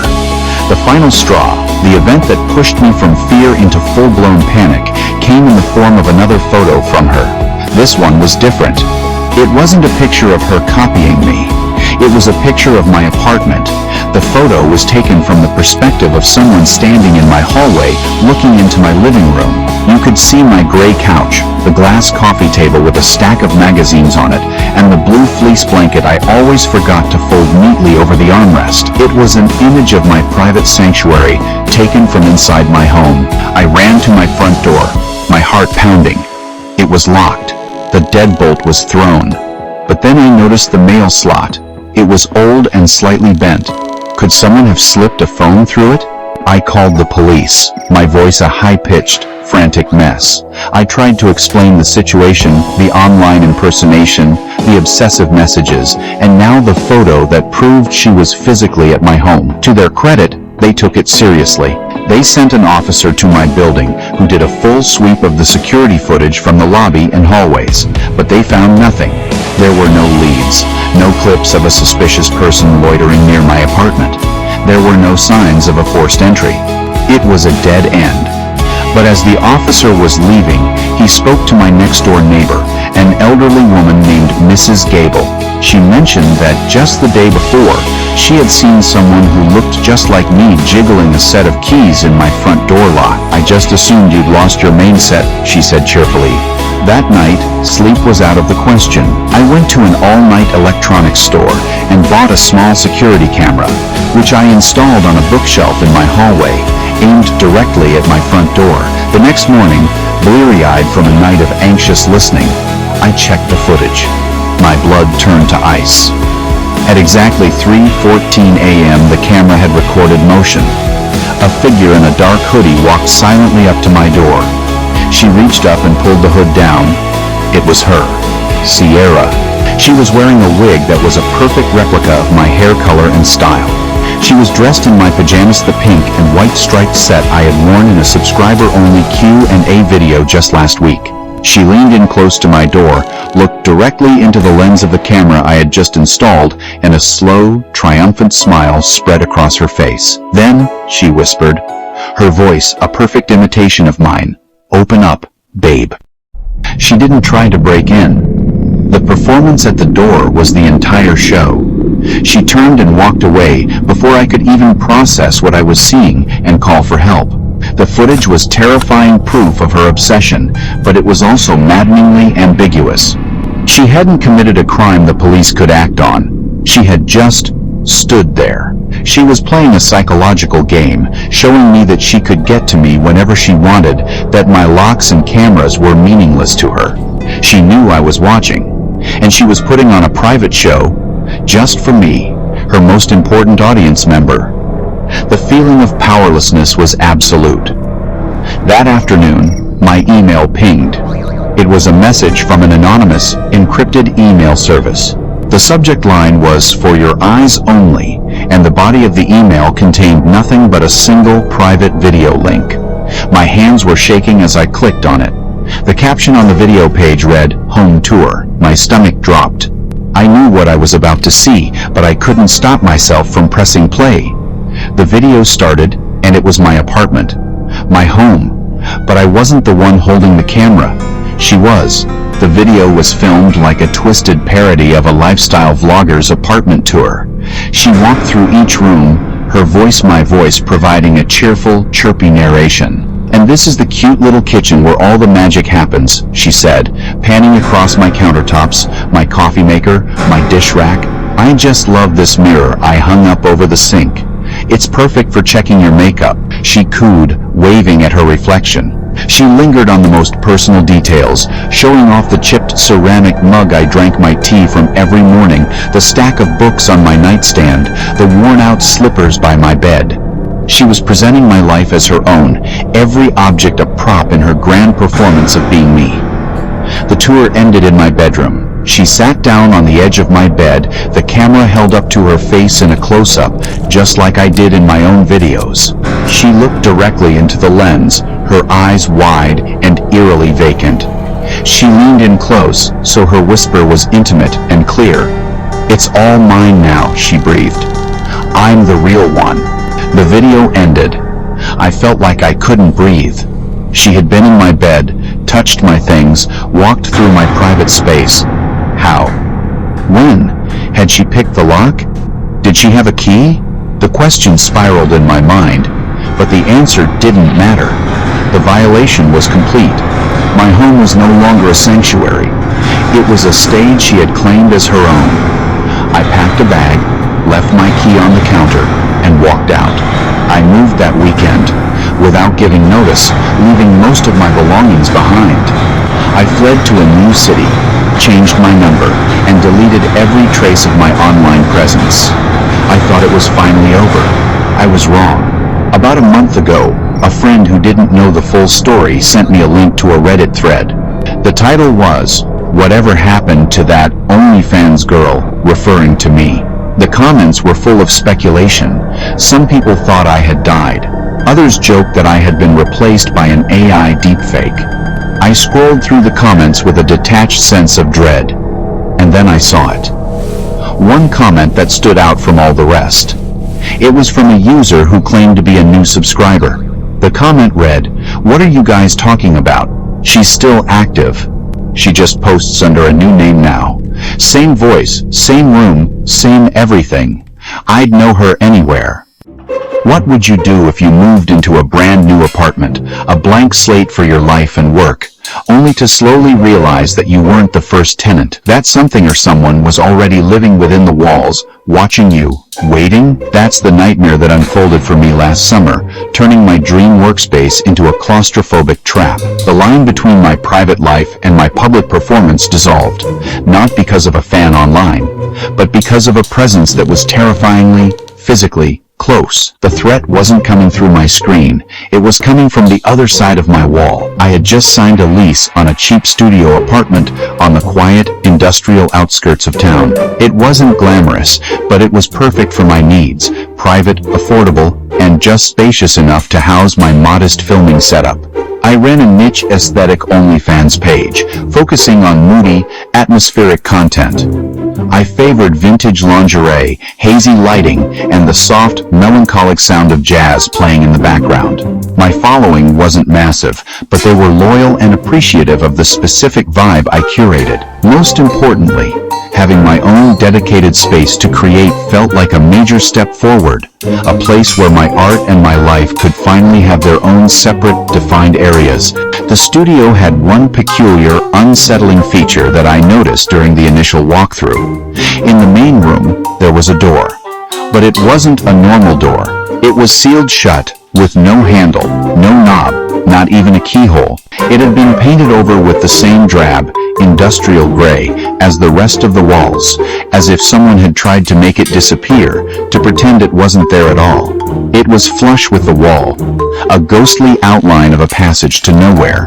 When I asked the landlord about it, he was dismissive, almost annoyed by the question. He explained that the building used to be a dentist's office back in the 90s, and the door led to an old, long-abandoned supply closet. "Just ignore it," he said with a shrug, his tone making it clear he considered the matter closed.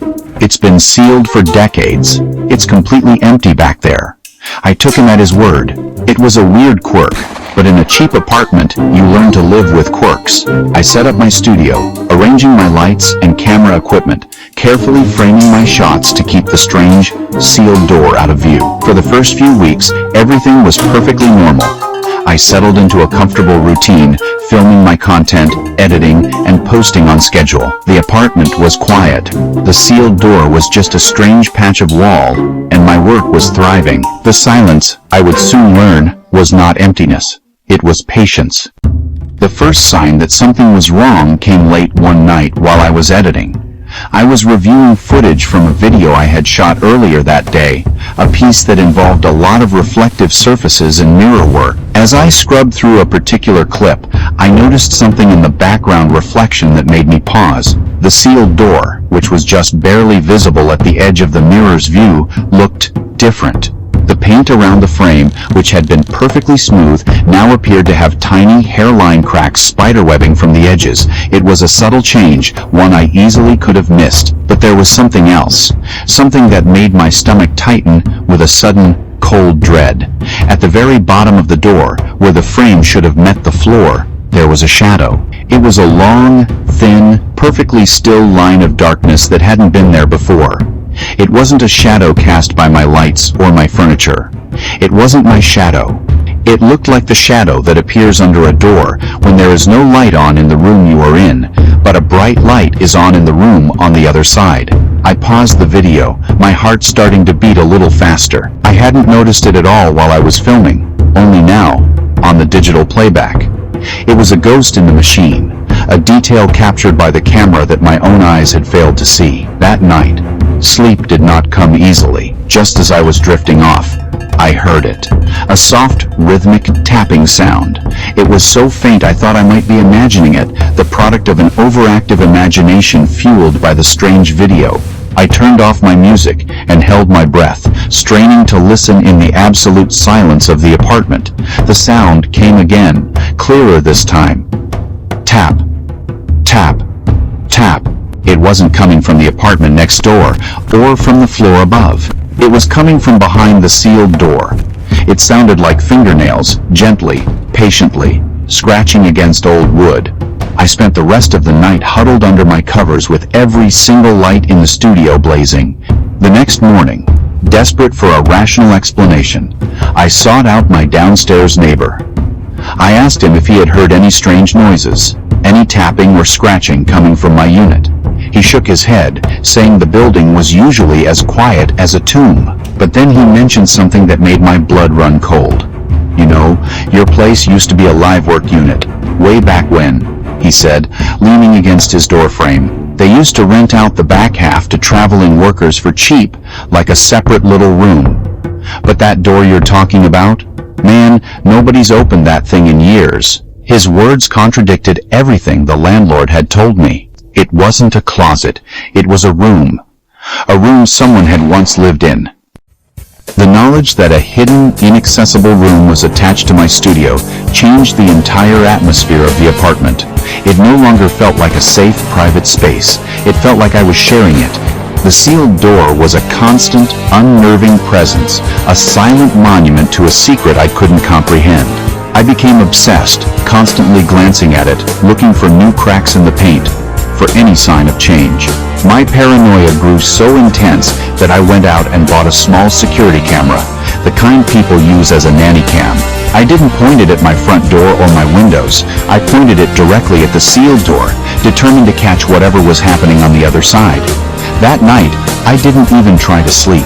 I stayed up with my laptop, watching the live feed from the camera with a morbid fascination.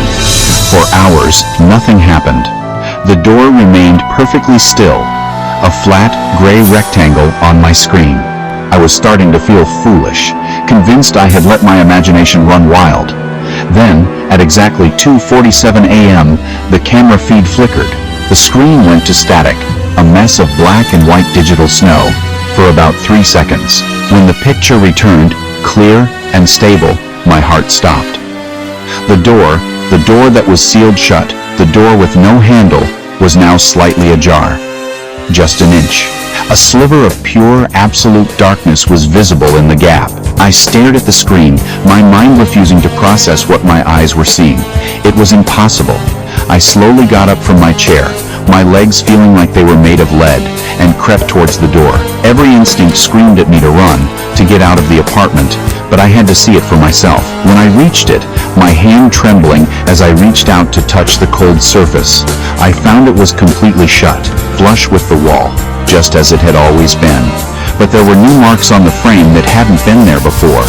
Long, curved gouges in the paint and the wood beneath, like something had clawed at it viciously from the inside, trying to get out. The next day, my terror found a new avenue. I got a notification from OnlyFans, a brand new subscriber.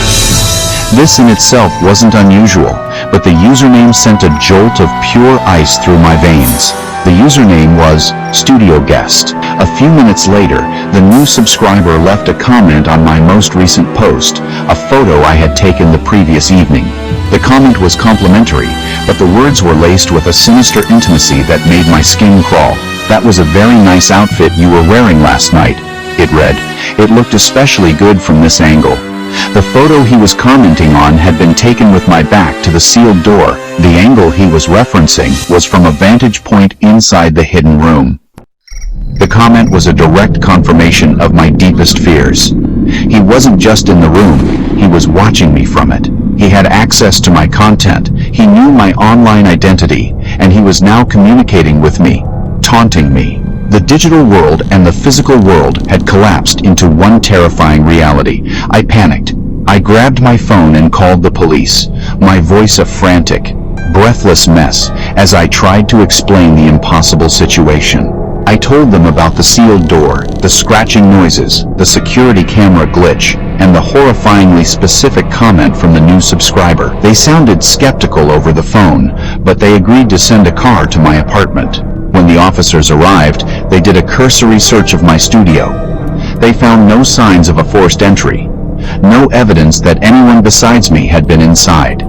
The apartment was secure. I felt a wave of despair, realizing how insane my story must sound. But then I led them to the sealed door. I showed them the fresh scratch marks, the cracked paint.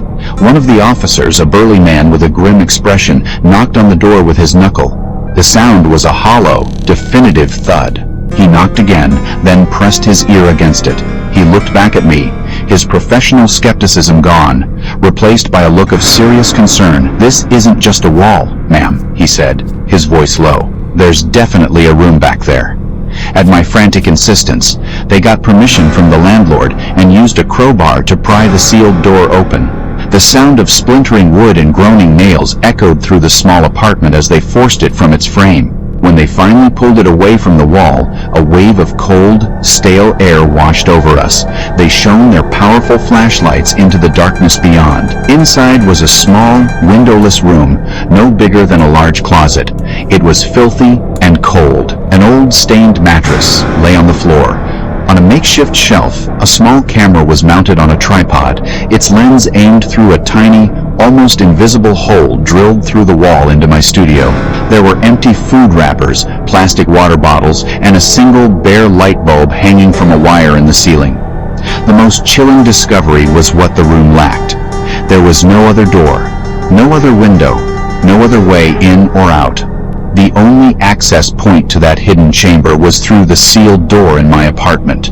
Whoever had been living in there, my studio guest, had only one path to the outside world, and it led directly through my home. He had been a prisoner of his own making, and I had been his unwitting warden and his sole source of entertainment.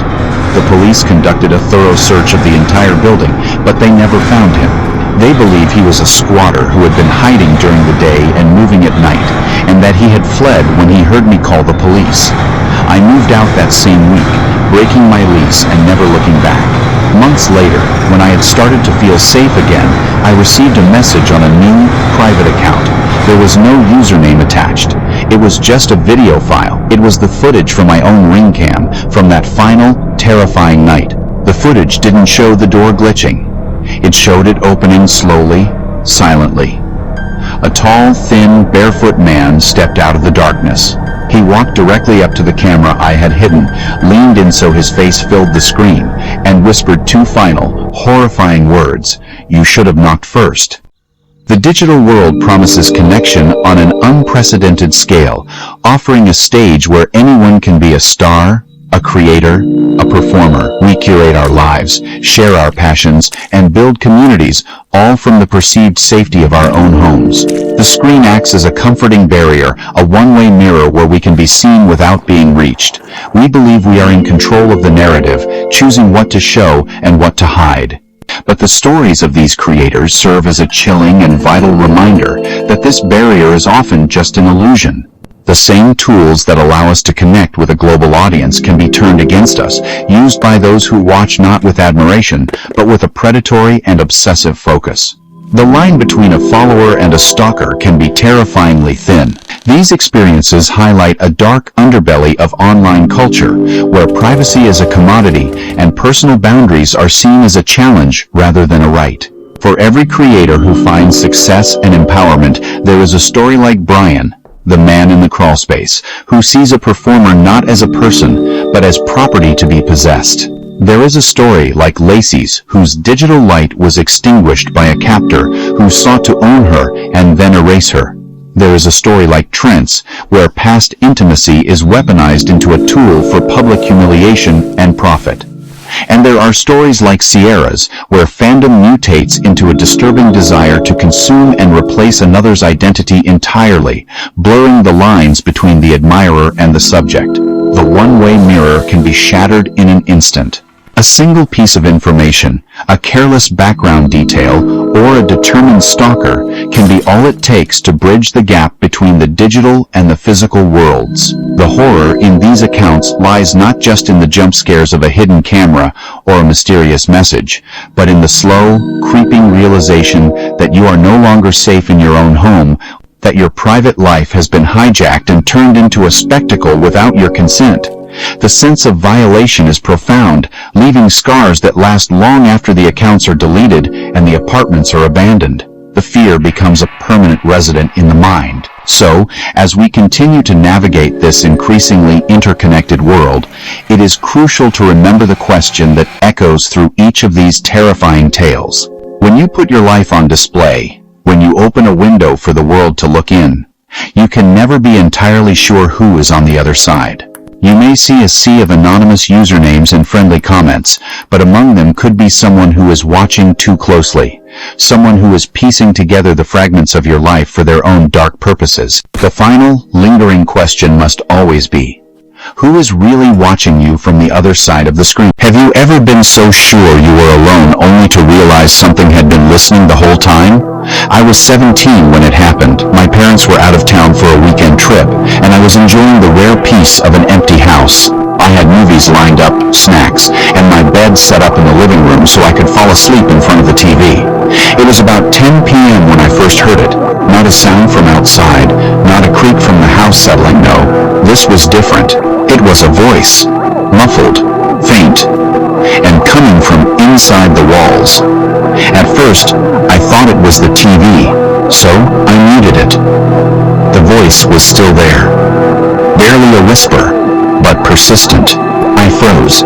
All I could hear was my own heart pounding and the scratchy sound of something talking just beyond the drywall. It said my name, my full name. I wanted to run. I should have, but something in me needed to know. I walked through the house slowly, pressing my ear to different parts of the wall. The voice shifted as I moved, as if it were traveling behind the insulation, following me. "Don't leave," it whispered. "Please, I'm so cold in here." I grabbed my phone and texted my friend Alex. No answer. I tried calling my parents, but they were out of range. I debated calling the police, but what would I say? Hi, there's a ghost or something talking in my walls?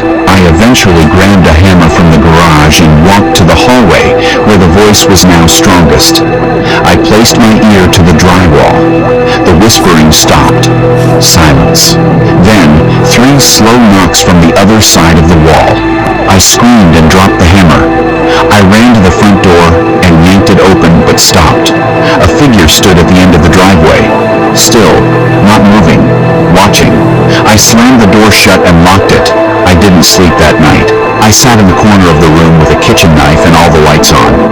The whispering came and went, sometimes soft and pitiful, sometimes angry and hissing. When my parents got home the next evening, they found me on the floor, pale and shaking. I tried to explain, but they didn't believe me. A few weeks later, a plumber came to fix a leaking pipe in the wall near the hallway. When he opened it up, he found something horrifying. Behind the paneling was a tiny compartment, like a crawl space. Inside was a mummified baptismal, frail, curled up. The forensic team estimated the person had died in there more than 20 years ago. No one had ever checked. They never identified the body. I moved out 2 months later and never spent another night alone in that house. But sometimes, when I close my eyes at night, I still hear it. "Don't leave, I'm still here." Have you ever heard a knock on your window? When you live 14 stories above the ground? I wish I was joking. I wish this was just some urban legend I read online, but I lived through it, and every time I think about it, my stomach knots up like it's happening all over again. It was last summer. I had just moved into a high-rise apartment in the city, one of those modern buildings with floor-to-ceiling windows and sleek designs. My parents had helped me move in, but I stayed alone that first weekend. I loved it quiet, clean, and most importantly, mine. That Saturday night, I was up late watching a movie on my laptop. It was past 1 a.m. when I heard the knock. At first, I thought it came from the hallway door. I paused my movie, pulled off my headphones, and waited. Knock, knock, knock. But it wasn't the front door. It was coming from behind me. From the window, my stomach dropped. That window led to a sheer drop, overlooking a narrow alleyway. No balcony, no fire escape, no ledge wide enough for anyone to stand on. I slowly turned around. Nothing was there, just the city lights and my own reflection in the glass. I forced a laugh, trying to shake it off as my imagination. I even walked up to the window and looked out, trying to be brave. My heart was racing, but I didn't see anything. I turned off the lights and went to bed. At 3:12 a.m., I woke up to the knock again. Knock, knock, knock, 3 perfectly spaced taps. I sat up in bed, sweating. The window was on the opposite wall, still shut.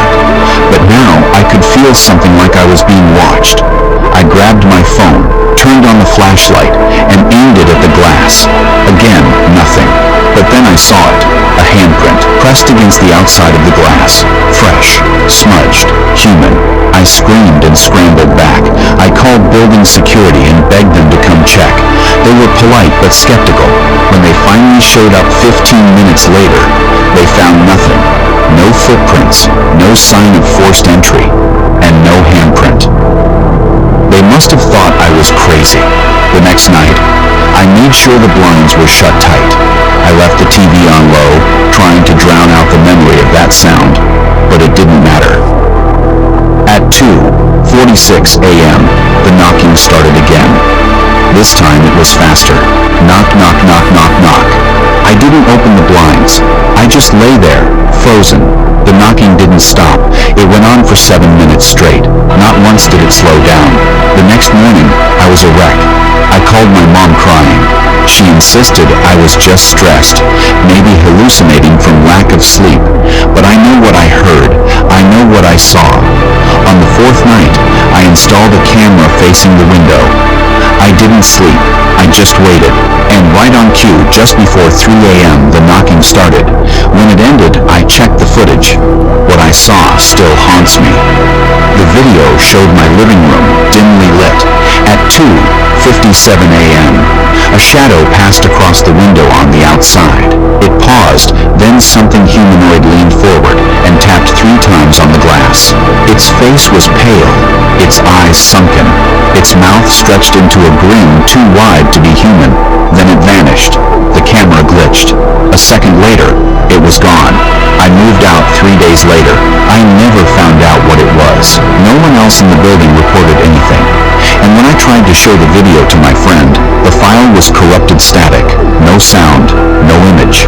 But every once in a while, late at night, I still hear it. Knock, knock, knock. Even when I'm nowhere near the 14th floor. Story 3. The room that wasn't there. Have you ever lived in a house so old it creaked even when no one moved? I used to think the sounds were just part of its charm. That was before I found the door. It was 2 summers ago. My parents were out of town for a week, leaving me to house sit. It was a colonial-style house built into 1,800 stall ceilings, narrow hallways, drafty floors. I grew up there. I thought I knew every inch of that place. I was wrong. The third night they were gone, I was walking upstairs to grab my charger. As I reached the top step, I heard something slide behind the wall, like a chair scraping the wooden floor. But the room behind that wall was empty. In fact, there wasn't supposed to be a room there at all. Curious, I knocked gently on the wallpapered section of the hallway. It echoed. That wasn't right. I pressed my ear to it. Silence. Then I swear, I heard something faint, like breathing, just once. Then nothing. The next morning, I brought up a flashlight and started tapping on the walls, section by section, and that's when I found it. A rectangular outline, almost invisible under the old wallpaper. I peeled it back and uncovered a thin wooden door with a rusty latch. No handle, just a pull ring. I'd walked past that spot for years and never noticed. I hesitated. Something in my gut told me not to open it. But curiosity won. Inside was a narrow staircase descending into darkness. Now here's the part that still messes with my head. The door was upstairs. So where the hell could stairs down lead to? I stepped in. The air was musty and cold, like a basement that had been sealed for decades. The stairs creaked under my weight, but I kept going. At the bottom was a room maybe 8 by 10 feet. The floor was wood, the walls were brick, and in the middle sat a child's rocking horse, dusty and still. The moment I stepped in, my flashlight flickered. Then it died. I stood frozen in the pitch black. And that's when I heard the voice. A whisper. A child's whisper. Right behind me. Play with me. I ran. I nearly broke my neck scrambling up those stairs. I slammed the door shut, pushed a shelf in front of it, and tried to catch my breath. But the whisper kept repeating in my head.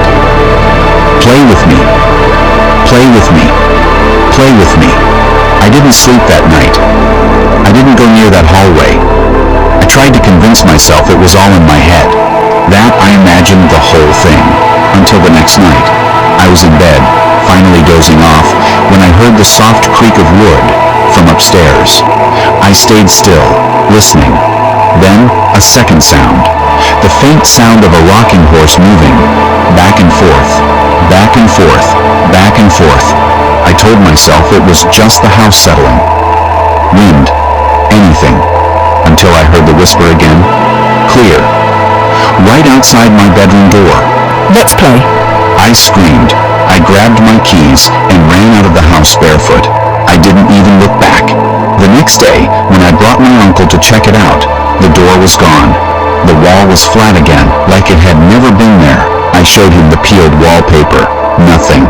I checked my phone flashlight. It worked fine. I know what I saw. I know what I heard. But somehow that room, it vanished. When my parents got home, I asked them if there had ever been a storage space or secret passage upstairs. My mom went pale. She said when I was a toddler, I used to talk about a friend named Milo who lived in the wall. I had no memory of it. None. But since that week, I swear I feel eyes watching me when I'm alone. I haven't stepped foot in that house alone since. And sometimes, just on the edge of sleep, I still hear it. Let's play! Do you have security cameras in your home? I used to think they'd make me feel safer.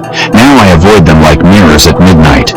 It started when my parents went out of town for a weekend getaway, and I volunteered to stay back and watch the house. I was 22, old enough to handle myself, or so I thought.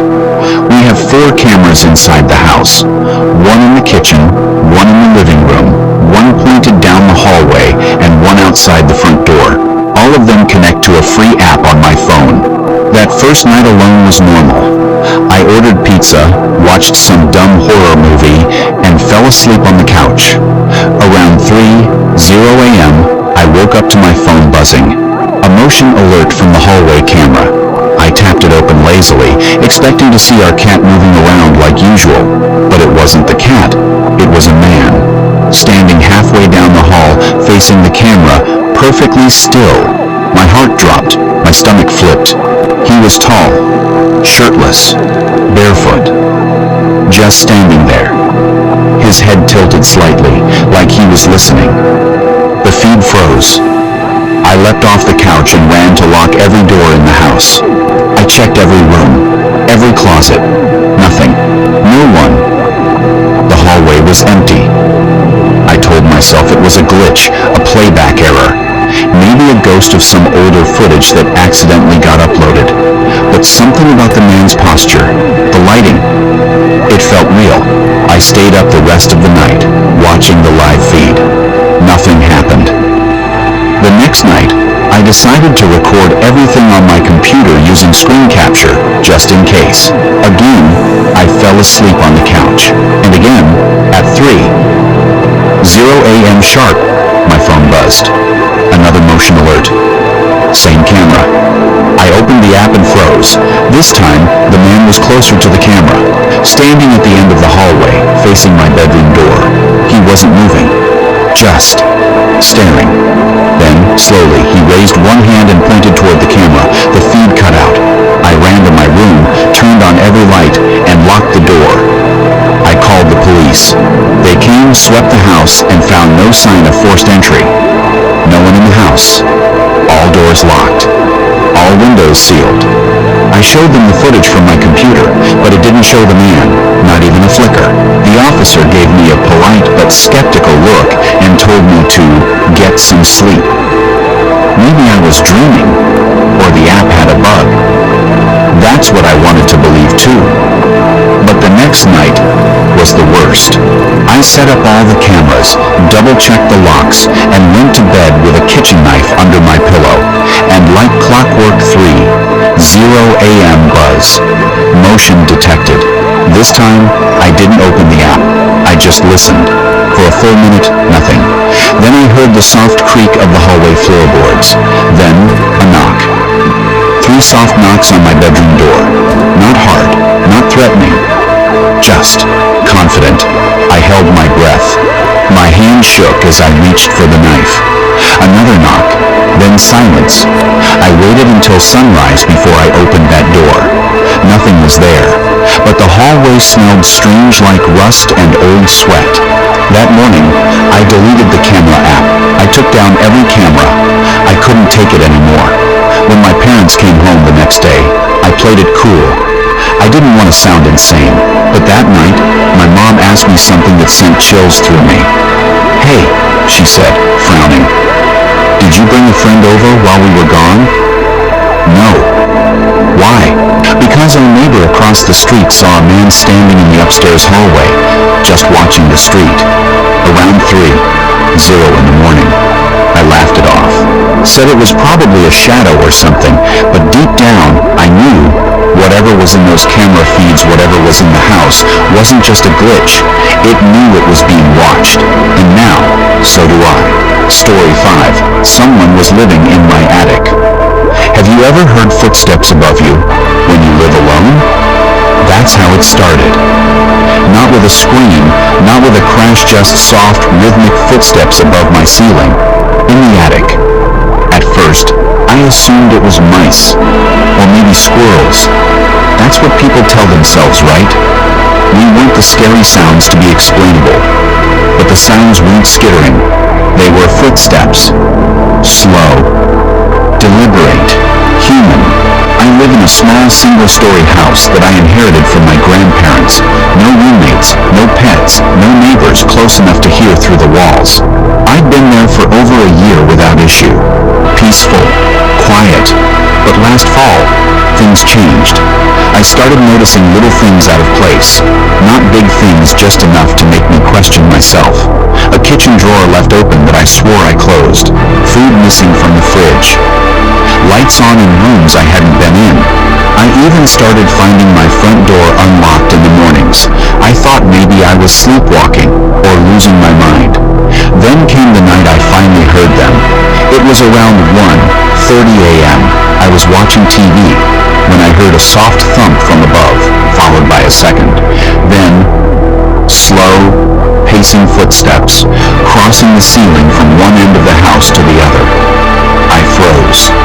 Every hair on my body stood on end. I muted the TV. More footsteps. Now directly above the living room, I grabbed a flashlight and a baseball bat, heart pounding, and climbed onto the kitchen counter to open the attic hatch. As I pushed it open, dust rained down on me. I aimed the flashlight inside. Nothing. Just insulation. A few cardboard boxes and darkness. I pulled myself up, shining the light into every corner. No footprints, no signs of life, no smell, no sound. I laughed nervously and climbed back down. Maybe the wood was expanding from temperature changes. Maybe I was paranoid. But then, 3 nights later, I found food wrappers in the attic. Candy bars. Cans of soup. And they weren't old. Some were the exact same brands I'd bought that week. I didn't have raccoons. I didn't have ghosts. I had someone. I called the police. They searched the attic. Nothing. No one. They said it might be a prank, or a squatter that left before I noticed. "Keep your doors locked," one officer said. "Maybe install cameras." I installed cameras, 2 inside the house, 1 in the living room, 1 in the hallway, and 1 pointing toward the attic hatch. That night, I didn't sleep. And at exactly 2:12 a.m., I got a notification. Motion detected living room. I opened the feed. There he was. A man crawling down from the attic hatch, slowly, calmly, barefoot, thin, wearing filthy jeans and a hoodie. He dropped to the floor silently, looked around, and walked into the kitchen. I couldn't move, couldn't scream. Then I saw him grab something from the fridge leftovers and eat it with his bare hands, like an animal. He didn't use a fork. He didn't heat it up. He stood there, chewing in the dark. Then, as if sensing the camera, he looked straight at it. I slammed the app shut and called 911, whispering that there was a man in my house. The dispatcher told me to lock myself in the bathroom. I obeyed. I listened for footsteps. None. The cop cops arrived 10 minutes later. They swept the house. The man was gone. But they found his things in the attic, a blanket, water bottles, a knife, and a small notebook filled with writing about me. Pages and pages of notes, what time I woke up, what time I showered, what I watched on TV, what I said on the phone. He knew everything. The scariest part? The police said he probably lived there for months. They think he was sneaking down at night, eating, watching me sleep, and going back up before dawn. I moved out the next day. I couldn't spend one more second in that house. I never caught his name. I never learned how he got in, but I think about him every night before I fall asleep, wondering how many others like him are out there, hiding above your ceiling, just listening.